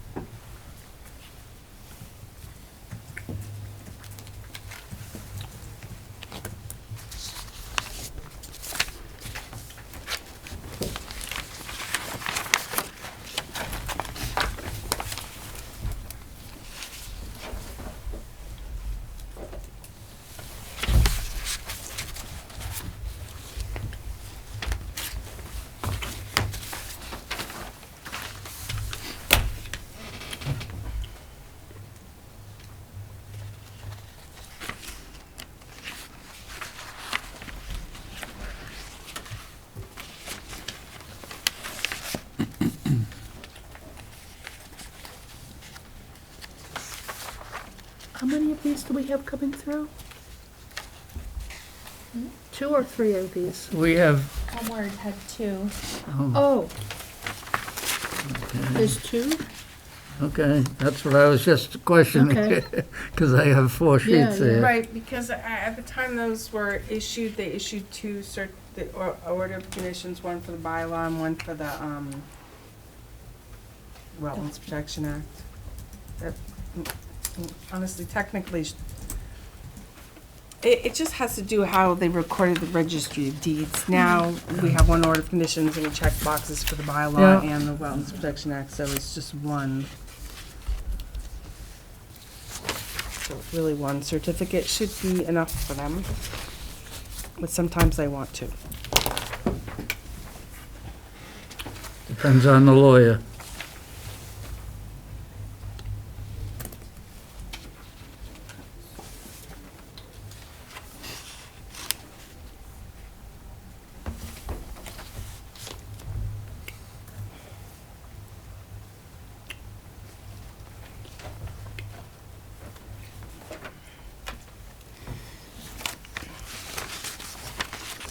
So we have this set of plans for the 40B submittal with the ZBA for 55 Summer Street, 51, 53, 55 Summer Street, Cedar Crossing and Cedar Edge. So if you guys want to take a look at that plan, it's rather large. To submit comments to the Zoning Board of Appeals. Are there comments that you think we should submit? I mean, they're gonna come before us, right? Or- Right, so, my recommendations is to include in the letter that, the project requires a filing with the Conservation Commission under the Massachusetts Wetlands Protection Act, at which time the project will be reviewed for compliance with 310 CMR 10, the regulations of the Wetlands Protection Act, including compliance with stormwater standards. In addition, since the ZBA acts as the board for all the bylaws under the town, that I would recommend that the letter also include that the commission, so they've asked for a waiver of the. And we don't want them to have a bylaw, right. waiver. So we include that the commission requests to deny any waivers to the Walpole Wetlands Protection Bylaw and require compliance with the no alteration area and compliance with 561-2, which is jurisdiction, and 561-9, which is definition, which gives the definition of what our resource areas are. They're proposing pretty much activity everywhere, including putting their detention basins or infiltration basins in the riverfront area and 2 crossings and extensive work in the buffer zone. Does anyone want to see it? I think we can wait until Okay. it comes before us. I got but- to see it but yesterday. what you've got there is good, because we don't have to give them 2 crossings. We don't have to give them 2 crossings. Do they have 2 crossings? Yes, they do. Yeah. I thought I just saw 1, but okay. The law doesn't require us to give them 2 crossings. I can just give you the quick overview Yeah. if you want. It won't take very long. Is there something going in at Gilmore's that I heard? Yeah, I heard something about Gilmore's is being Gilmore's. sold. Yeah, and it's proposed several hundred more apartments. Really? Because when is it gonna be? Several hundred. Okay. Planning board has received everything yet? Sorry, I was just What's trying that? to. Okay, so I colored everything up nicely for you guys. Okay, so here's one crossing. There's one crossing, and your finger, keep on going down the road. No, the other direction. way? There you go, Oh, stop. okay, There it there's is. two crossings. So it's this upland area that they don't necessarily have to. 48 units, 48 units, 48 units, 48 units. And then Where is this? Summer Street's in South Walpole. Right across Yeah. from the post office. So this is Yeah. Ruckaduck Pond? Yeah, Is that- that's the, Yeah. the bird, Yeah. Oh, that's the one, this came So before. this is the bird This machine. is the railroad, Cedar. railroad tracks Yeah. that crosses the, This is the Cedar This came Swamp. before us a few weeks ago, didn't it? no. No, not this, the develop, but not Oh, the. oh, the The ANRAD. delineations. Yes, the delineation did. And Yes, yes, yes, yeah. delineation did. Whoa. What about these crossings? Well, 48, you know, there's three Right, so they're brown poles. proposing 2 crossings, holy smokes. so we'll need to review those when they're, But we don't have to give them two don't have to crossings. give them 2 crossings. Well, I think we're not supposed to discuss it yet, right? We can't discuss things yet, but Yikes. How many units? 300? 300? 360? 240 residential, and 60, so 300, yeah. Yeah, that was 300. Well, it There doesn't you look like go. 300 parking spaces there, does it? There's apartments and then there's condos. These are apartment, rental apartments, are they? There are apartments and then there's apartments here. condos. Oh, okay. And these are condos? I believe so. Yeah. Yep. This town's going crazy. How tall are the apartment buildings? How many stories? 48 units. I don't know that level of detail because it really Just doesn't affect visualizing the. more high-rise They're high, structures yeah, in high. I town. think they're like 4. Four or Four, I 5 think they're foot, like four. 5 Story. stories. Yeah, I think they're, similar to what you see off of East Street Yeah. right now. How high unfortunately. these go, how many stories? I don't know exactly, but I think they're like 4 or 5. Yeah. I not at that level of detail because I was looking at, there's a river here, so here's the 200-foot riverfront area. 4 stories. Is it 4? 4 stories. So this is 200-foot riverfront area, so they are proposing large basins in the riverfront area. And a walking path. And then, obviously they are showing a 25-foot no alteration area, which I didn't highlight everywhere, but they're pretty much building right up to that.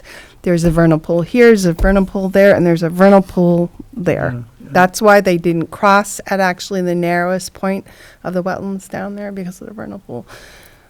And then the pond comes over here. Because it feeds right.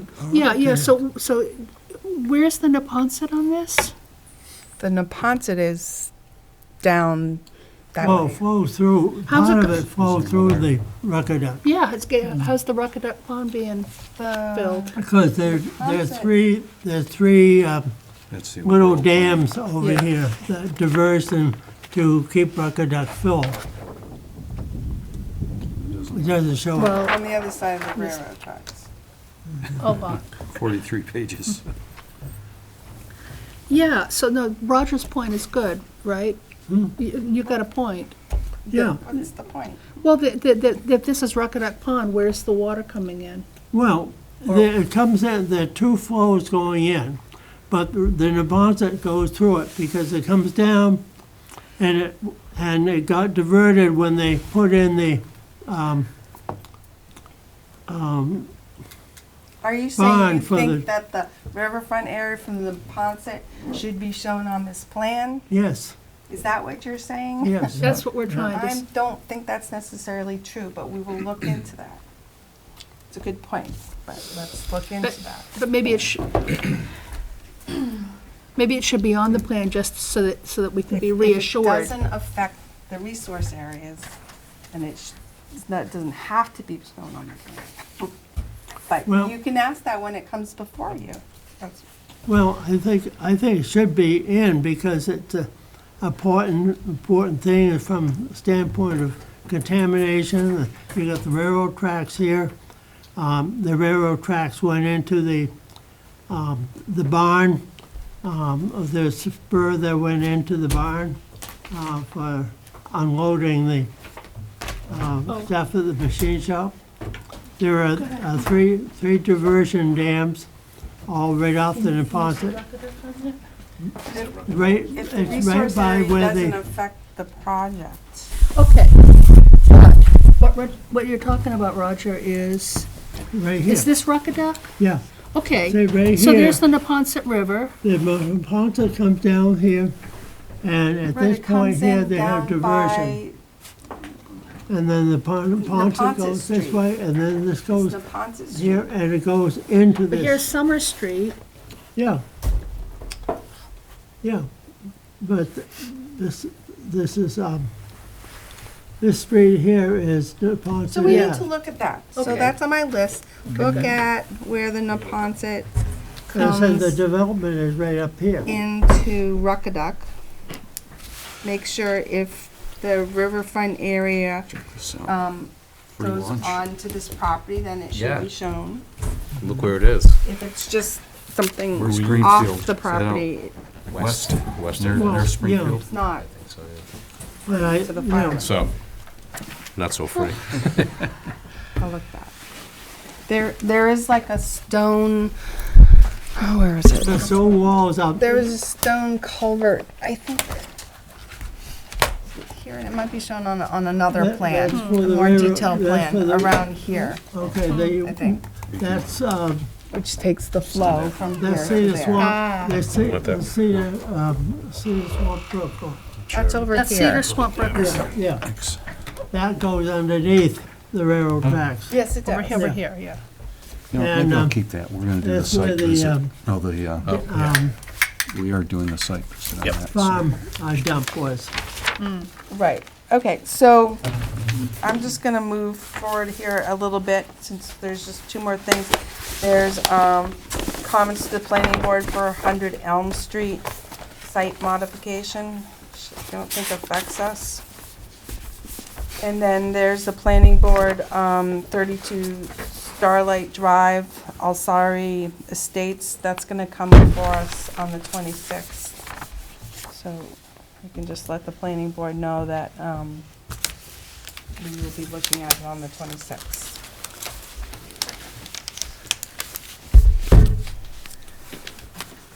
As far as correspondence, 95 West Street, we had asked in the order of conditions for them to certify the connection for the stormwater when they went through the culvert there.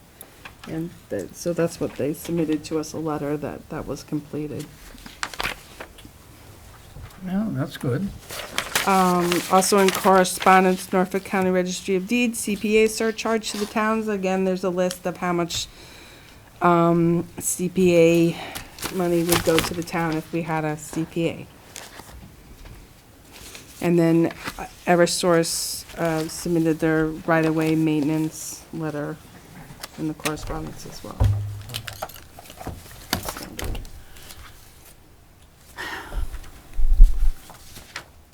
I have a question on Cobb Pond. Are they going to repair the dam? My understanding is they're gonna do some point work. Because right now, it's almost impossible to manipulate the boards because there's an awful drop there. And So that'll be part of the filing of what work they're proposing to do, will be part of the filing that they're gonna submit to the Conservation Commission. so hopefully, Betsy, you remember that, Okay, in case in case you what? So, well, that's Forget me, it. that's me. Oh, because that's very interesting dam setup with the overflow. But I remember So we're, not that many years ago, that water, that pond, was only a matter of an inch or two from going over Main Street. And that plugs up very easily. I've seen trash bags in there and carts in there and, Yeah. Well, that used to be a pasture for Frank Smith. yes. And probably, I think at one time, the sheep used to go underneath the road at that point. The way it's built. And there was a nice walking around the whole pond, and boardwalk over and off of, the street there behind the school. Fisher Street? No, Oh, go, further, yeah. and, I'll go to adjourn. Okay. All right, make a motion to adjourn? I'll move that. Second. All in All in favor? favor? Aye. I oppose. Okay, we're all set.